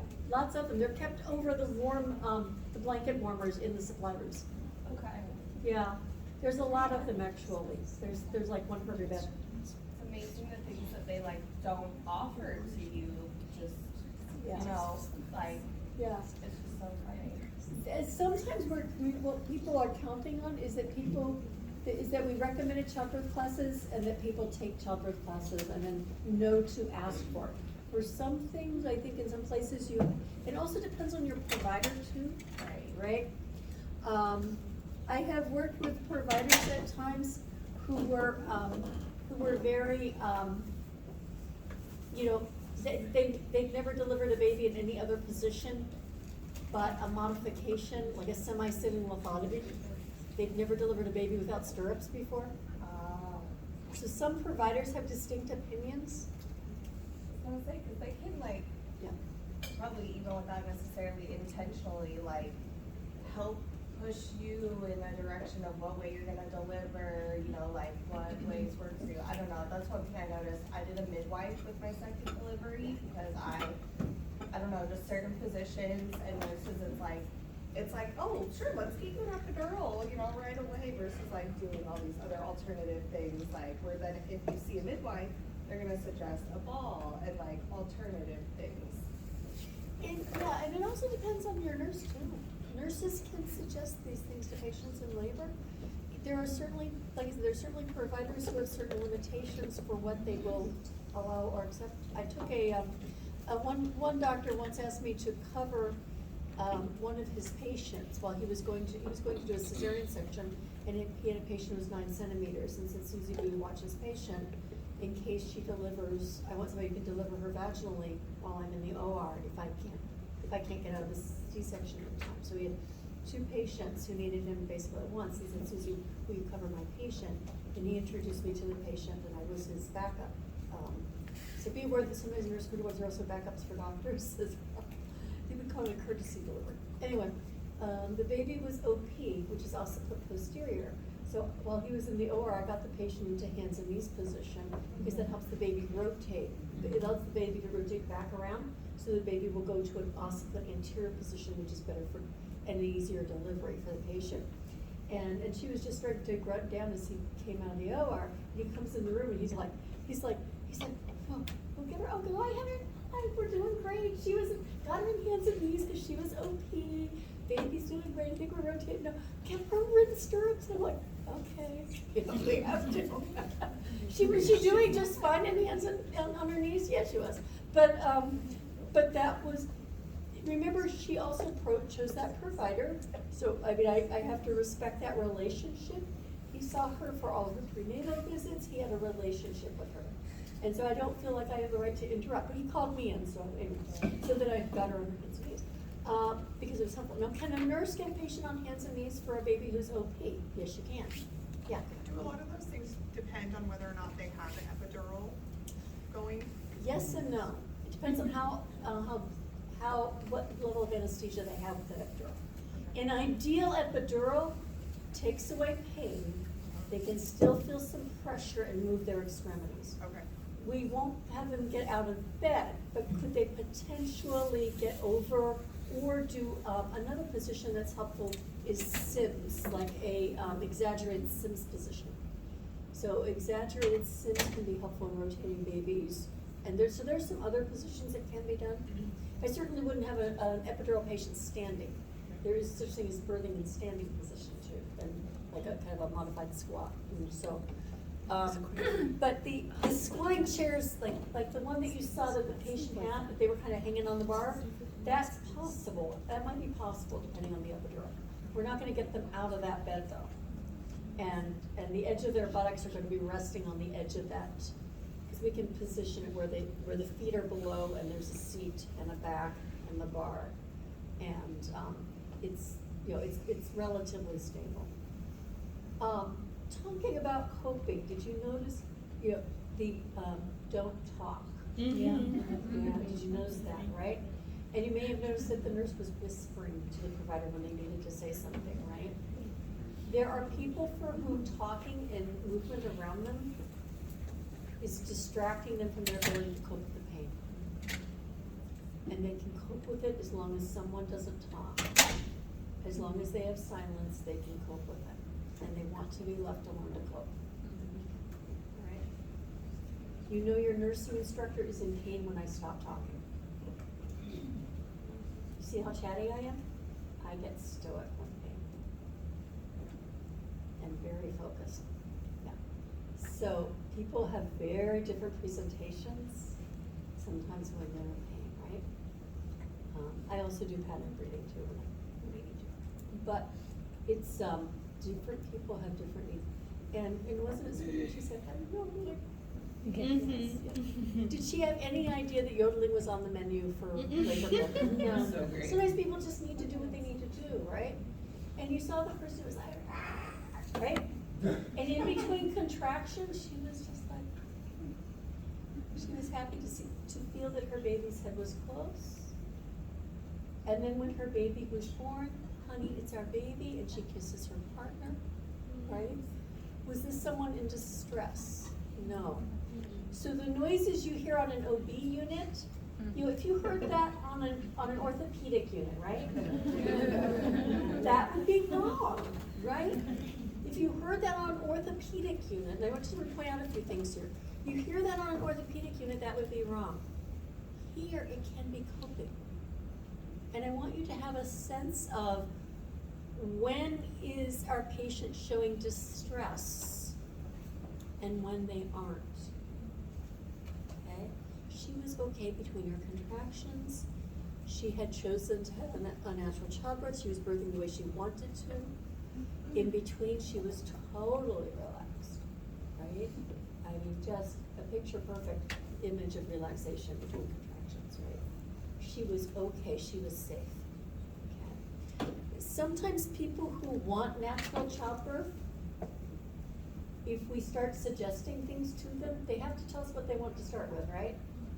Then they think we're telling them they aren't coping well. So they need to tell us if they aren't coping well, we need to hear them. But if they're but be aware that you want to kind of, gauge this, right? So be aware that sometimes people feel that we're undermining them if we say, they think, wow, that sounds like a rough one. You want something? They think that we don't think they're coping well. All of these patients were coping well. All of them. Every single one was coping well. And because this is so different in terms of pain management, right? Than other places, right? There are people who choose natural childbirth, people who, there are people who say, I'm gonna back into the hospital so you can get the epidural in faster, different people want different things, right? And we need to honor and respect that too. We also need to understand, the limitations and appropriate uses of everything too, right? But I want you to have a sense of what coping looks like. Do you also now have some ideas of helping people cope on Friday if you're with a patient? Could you help them breathe? Give them a focal point? Could you rub a back? Okay. Yeah, Carissa. Might be kind of a dumb question, I guess. Can women ever pass out? Like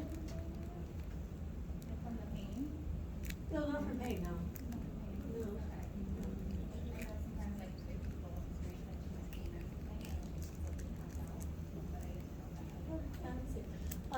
I've heard of vasovagal pressure causing someone to pass out once. I think I heard of that about 30 years ago, though, 1991 or something. And, but not really. No. There's something that really focuses people about labor. Yeah, so passing out is not common. People could feel dizzy though from an epidural and blood drops and blood pressure. So I'd be more worried about that as an issue rather than. And labor usually builds pretty gradually, right? Milder contractions to moderate contractions to stronger contractions. So it usually builds more gradually. And I say usually because, uteruses don't read textbooks, but not everybody has it.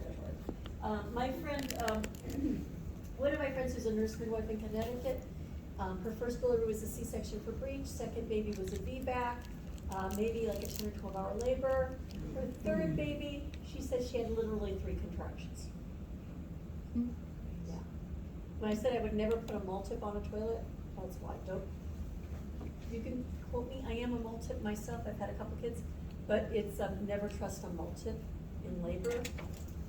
They can go quickly, and they can go quickly. So multiparous patients, especially when they get to the end of labor, things can quickly change for them. And it can be sudden, Maybe the baby was OP and high, and all of a sudden the baby drops, that cervix opens the rest of the way, and have a baby, right? And let's take a look at what this means. Let's take a look at more. Take a look at more labor. Let's see, how many interventions or coping methods? 41. 41. Woo! Anybody beat 41? Nope. All right, you've got to break the race. Good job, thank you. Everybody got at least 10? Everybody got at least 10. Okay, 12. Awesome.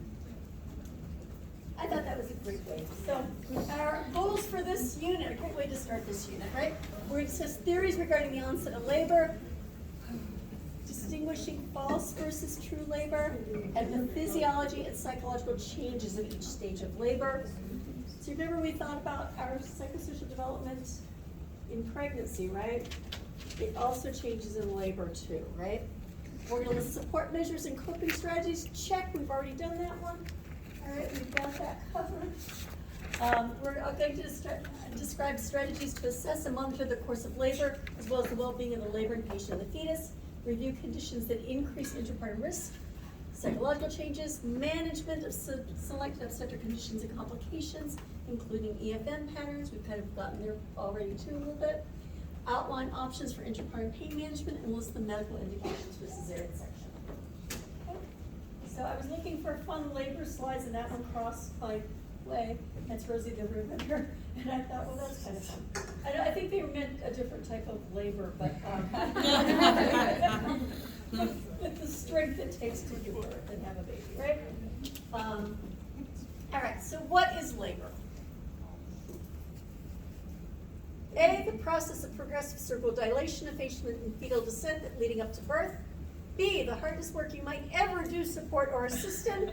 C, the most beautiful body fluid-filled experience you've ever witnessed or been a part of. Or D, maybe all of the above. All the above. All of the above. Awesome. Okay. So, and yes, it does take changes in the cervix to count as labor. Contractions alone aren't enough. All right, so here are some things we know about labor. Yes. Human labor mechanisms are unique. The reason I have shown the sheep there is because most of the research on labor has been done on sheep. Yeah, I know. Surprise, surprise, right? Human beings, however, are not quite sheep. So, fortunately, we are not sheep. So, not that I don't like sheep. Prior to labor, uterine activity is suppressed by progesterone, relaxin, and other hormones. Okay. Estrogen facilitates, as we get closer to labor, estrogen facilitates the expression of myometrial receptors. So that myometrium layer, that muscle layer of the uterus, all right, we're going to start increasing the receptors for prostaglandin and oxytocin. Remember, prostaglandins make us cramp. Oxytocin causes contractions. Okay? There's also a change in progesterone receptors. There are fewer of them. So progesterone receptors are dropping, oxytocin and prostaglandin receptors are going up. It's not just about the medications we give, it's about having the receptors that are necessary to respond to them. That's why labor inductions are so hard.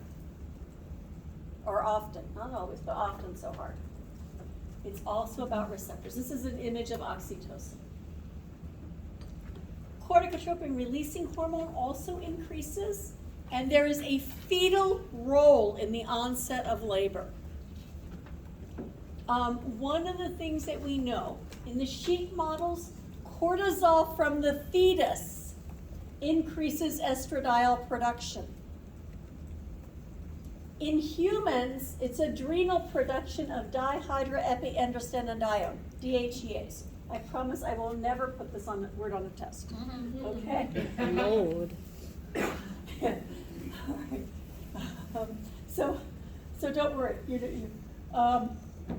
One of the reasons we know this about humans is that babies who have anencephaly, which is a very serious anterior neural tube defect, right? They typically require induction of labor because they don't have a hypothalamus to trigger that hypothalamic pituitary adrenal axis. So we don't have adrenal production of this compound in order to, yeah. So we don't have, so that's part of it, all right? Prostaglandins and oxytocin ripen the cervix, and eventually they stimulate contractions that are sufficient for labor, okay? and the cartoon says, I made this for you, it's oxytocin. All right, so ripeness of the cervix. So as people get closer and closer to delivery time, to labor, right? The uterus contracts, right? I mentioned this is the uterus is a muscular organ. The uterus actually has periodic contractions every once in a while, starting at 6 weeks gestation. And on people will have some contractions, right? 1 or 2 contractions an hour is not a big deal, right? It's, eventually they will get more and more. As they get closer to labor, these contractions will start to ripen the cervix. It will soften, shorten, and dilate a little. And it is not uncommon for someone to walk around 1 centimeter or 2 dilated and not be in labor. Their cervix is just right, but it's not actively changing, right? I once had a patient who was 4 centimeters dilated for 3 months. What? Yeah, I know. We first noticed she had some increased discharge, and we checked her at 28 weeks, and her cervix was 4 centimeters dilated. We hospitalized her for a few weeks because we kept on waiting for her to go into labor. She wasn't really contracting. She was just dilated. She went to full term. Yeah. So in any case, because at 28 weeks we weren't going to deliver the baby unless we had to, right? All right. So there is a scoring system to the Bishop score. I just want you to know that there are cervical ripening scales, and there are things that we can do to check cervical ripeness. Sometimes, like in the textbooks, they might list them as cervical ripeness scales or cervical readiness scales. The Bishop score is the historic term for this scale. And so we look at dilation, position of the cervix. Is it anterior? The cervix actually kind of moves anterior as it gets ready. Initially, it's kind of towards the back. So let's say this little knot here is my cervix, right? Sometimes initially it'll be towards the back. It'll be towards the back. And then as they get ready, it'll come more forward. The cervix will come more forward. So anterior, mid, posterior. Effacement is a percentage. Is this written in stone? No. This is a digital blind exam on the part of a provider, right? So my 50% could be somebody else's 30% or somebody else's 70 or 60%. So there's a little bit, accuracy. This is not written, please be mine. Same thing with dilation too. My 1 centimeter might be somebody else's 1.5 or 2, right? And so there is a little bit of variation. If you work with providers long enough in OB or work with other people long enough, you get to know how their exam is relative to yours. Like you might be giving a report and it's like 5 centimeters, but it's a Dr. Smith 5. Because, Dr. Smith is more or less generous than other people, right? So you kind of get to know people. Station is how high or low the baby's head is in the pelvis. Higher numbers are negative, lower numbers are positive, right? And then the cervical consistently, firm, medium, or soft. And we can add up the points. Usually a Bishop score of at least 6 is necessary to be considered right, especially for a first-time patient. If they're a multiparous patient, 9 or better is good. If we have a patient who we need to induce, let's say we have a patient who is 39 weeks gestation, and they were just found to have preeclampsia today. They're 39 weeks, baby's full term, we don't need to wait. They have preeclampsia, maybe they're not severe features, but at 39 weeks we don't have to wait anymore, right? They're stable enough for us to induce their labor. If their cervix is long, thick, and closed though, are they very ripe yet? They are totally unripe, right? So what are we going to do? We will do some things to help ripen the cervix. Prostaglandin medications, right? Like prostaglandin gel, misoprostol, oral misoprostol can be used. We can also give misoprostol vaginally or per rectum. So there's also prostaglandin, there's kind of like a suppository type of medication that can be used, kind of like a tape that wraps around the cervix. There are a few other types of preparations. Let me see if I can bring one up. Let's see.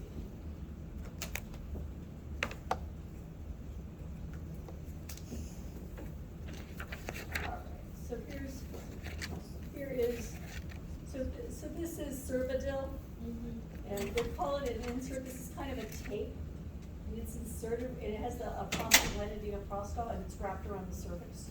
And then the tape hangs out. It can be pulled out if it causes too many contractions.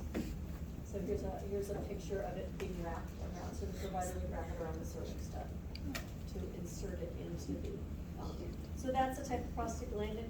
These days we are mostly using misoprostol.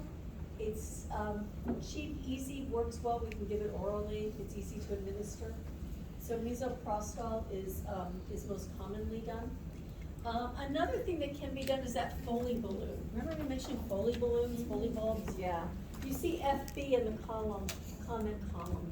It's because that it means Foley bulb, and a Foley was inserted into the cervix, and then blown up. Okay. So, all right. So Foley. So what we're going. And so between a Foley bulb, a prostaglandin preparation. Also, we can sometimes use low dose Pitocin. Sometimes just a continuous low dose of Pitocin will do it. Right? We're not really trying to induce, we're trying to get them ready. If we just go ahead and do a progressive Pitocin titration on somebody who has a closed fixed cervix, we're not likely to get very far. They won't tend to go into labor. We have to usually get some ripening in order to get them into labor to be most successful. Okay. This can take a while. Often people are admitted on the evening shift, and then we'll start with cervical ripening agents. It might go through the next day, might not be till the second day that we start oxytocin or Pitocin, you know. It is not uncommon to have a 2-3 day induction. The longest induction attempt I've seen was 5 days. So, yeah, inductions tend to be longer for that reason, yeah. If your patient is really dilated, how can you tell the position of the cervix? And if they're really dilated, they're usually anterior because you feel it, because so much of the opening is in front of the finger. Yeah. You know, and occasionally do we have variations? Could you be 4 or 5 centimeters dilated and still posterior? Yeah. But by the time you're 9 centimeters, you're there's not much cervix left. Caused by the head of the baby displacing? Yeah, the head of the baby's coming through, and it's coming down against the cervix. Yeah, and so the baby's head will start to fill the cervix, and so these are little dilation charts. This is 1 centimeter. You know, this is 2. This is 3. I mentioned my 2 fingers side by side are 3. This is 4, 5. This is 10. Yeah. If you're having a VBAC, can you be given the cervix ripening? You cannot be. You can be given Foley bulb or low dose PIT, but not prostaglandins. Yeah. And thank you for asking. Prostaglandins, when someone has a uterine scar, there is a 6-fold increase in their risk of uterine rupture if we get prostaglandins.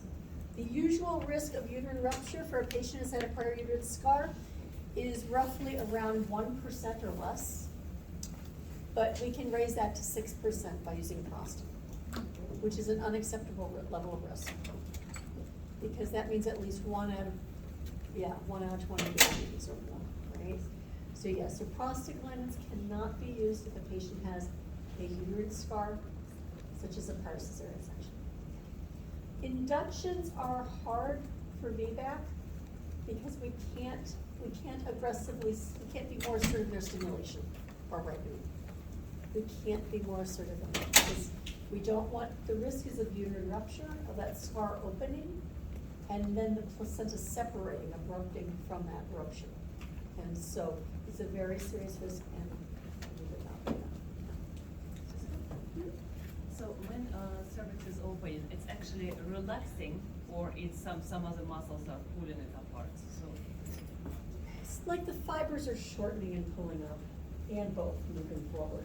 It's kind of both. Kind of both, yeah. All right. So, oxytocin, what is oxytocin? Hypothalamic hormone released by the posterior pituitary.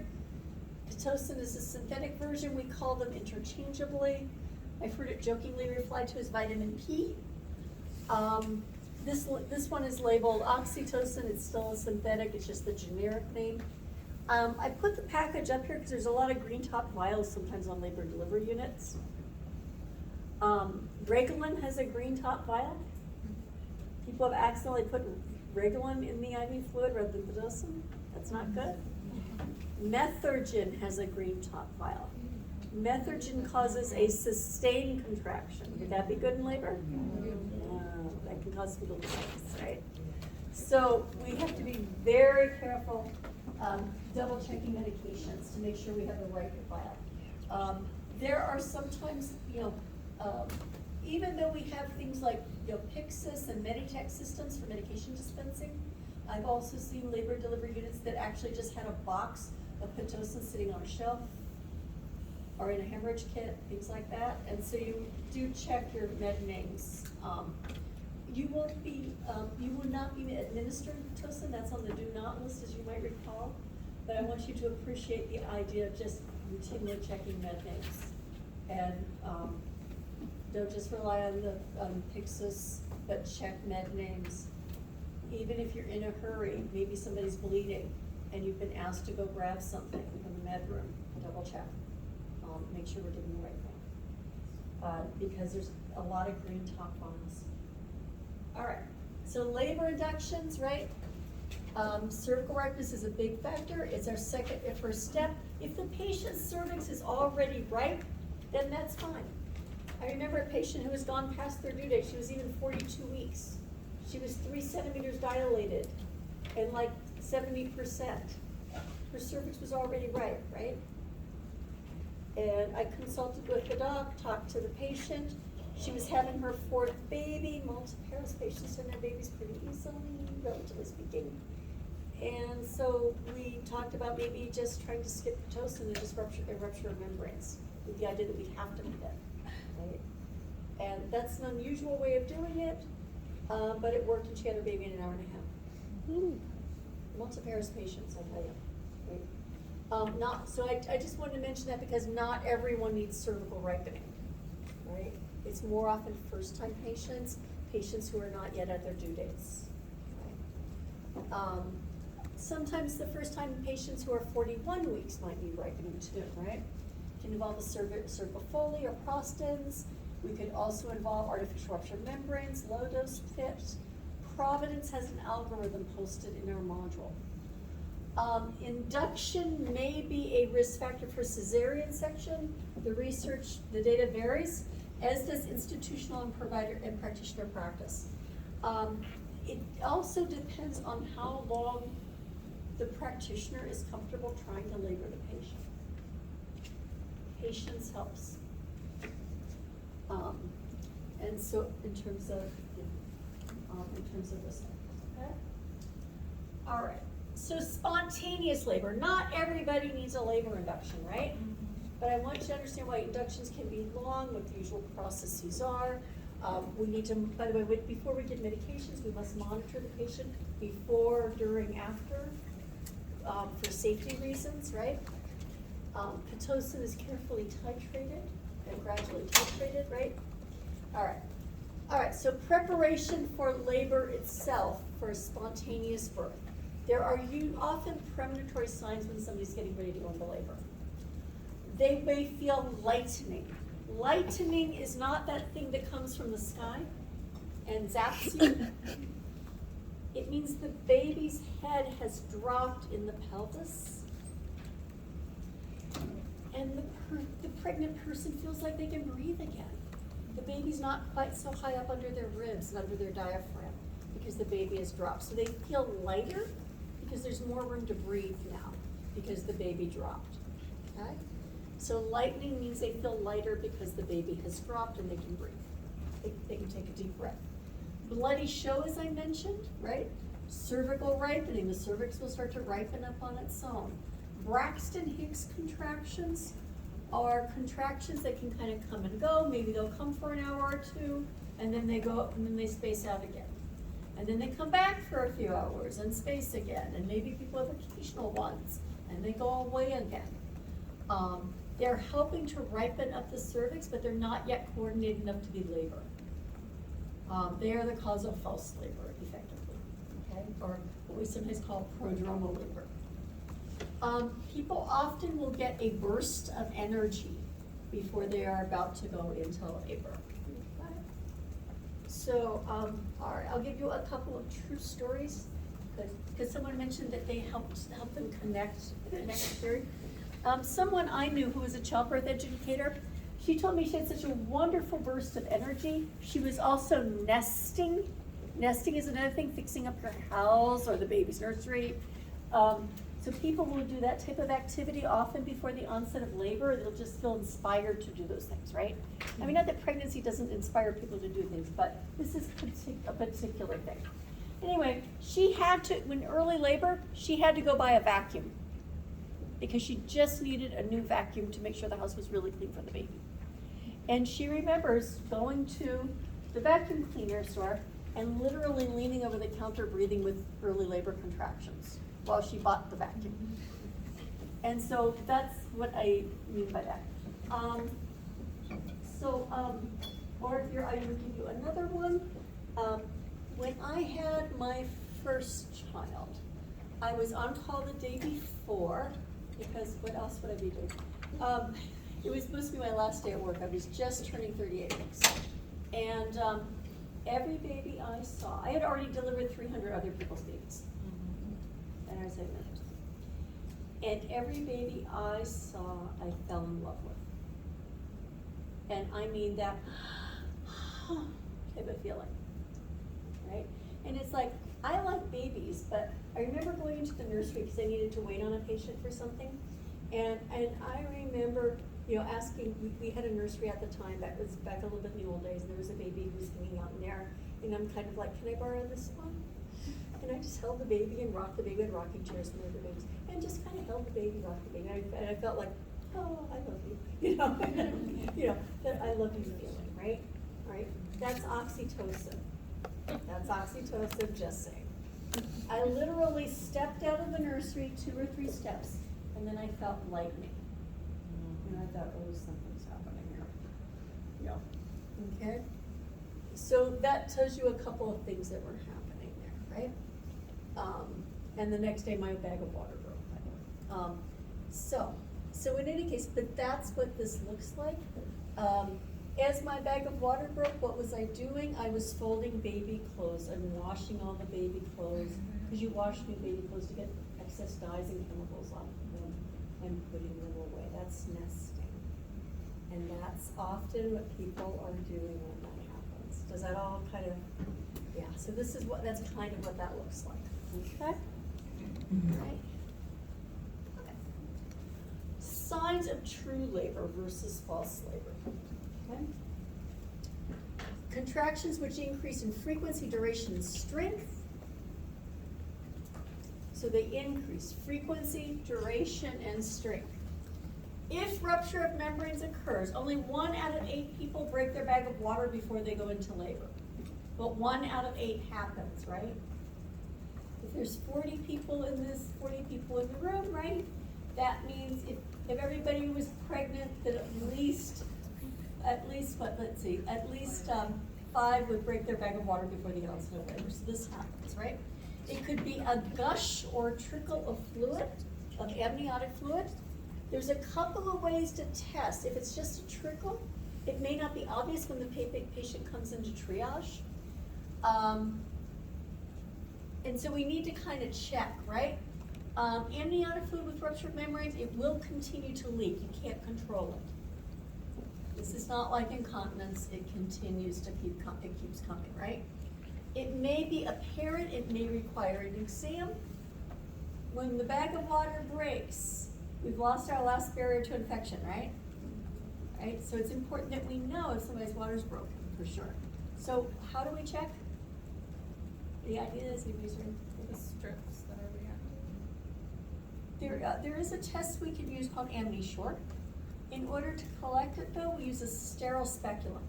So, worth writing down sterile speculum exam. We have to do sterile speculum, sterile instruments, sterile swabs. We don't do the type of vaginal exams where we put our fingers into the cervix unless we believe the patient is in obvious labor now, and we need to know. The greater the number of vaginal exams, the greater the risk to the patient and the baby of infection. Okay? So if they're not in labor, if they're not contracting, if they think their water's broke, we just check, we just look and use a sterile swab for a sample and don't do any vaginal exams and wait. And we just have to wait. And this might be kind of weird compared to other quarters. Has there ever been a bad time to collect data in the previous quarter? Ever been harmful to collect data? In this quarter, it can be. And so whether or not you do a vaginal exam. Now then, this is a good thing to think about. Could I potentially put questions on your third test about what would indicate the nurse to do or not do vaginal exams? Is that important enough for an exam? It certainly is. It certainly is. When to do and when not to do, okay? So we are going to do a sterile speculum exam. Amniture is one test we can do. Another test we can do is called a Fern test, which is a sterile swab is used to collect a sample of fluid that's pooling in the back of the vagina, and it's swabbed onto a slide. And it's swabbed onto a slide. These are ferns. It will dry in a characteristic fern type pattern. You see this ferning here? This is amniotic fluid. This is what urine looks like on the screen. All right, cervical mucus will also fern, so we don't want to sample cervical mucus. And that's what a fern test means. We will also look for pooling fluid. If we see fluid pooling outside, we can also use pH paper called nitrazine paper. It will turn bright blue in the presence of amniotic fluid. Okay. By the way, the OB triage nurses do these tests. They are specially trained to do it. The most experienced nurses on the floor are using triage. And the nurses on OB triage are trained to do speculum exams and to do these tests. It's ultimately the provider who decides the admission and the admission orders of the patient, but it may be the triage nurse who performs this. And it's good to know the vocabulary. Go ahead. What are the strips called again? Amniture? Amniture? Amniture. AMNISURE.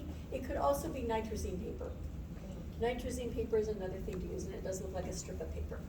Okay. All right, so that's about assessment for ruptured membranes. So true labor gets harder as opposed to false labor. True labor gets harder with ambulation, it gets harder over time, and it causes measurable cervical changes between exams. Measurable cervical changes between exams. We usually, let's say we have somebody who comes in for labor and they're contracting, they don't think their water's broken, the OB triage nurse checks them, and they're 1 centimeter dilated. But they look like they're having pretty good contractions every 3 minutes, right? They're moderate to strong palpation, baby looks good. They may be taken off the monitor and then walk the hallways for a couple of hours, and in a couple of hours be rechecked to see if the cervix has made change. If the cervix hasn't changed, they may go home. Sometimes we give medications for rest. So that's what happens there. All right. So, should I give you guys a 5-minute break? That'd be great. Pardon? That'd be great. Okay, 5 minutes. Yeah.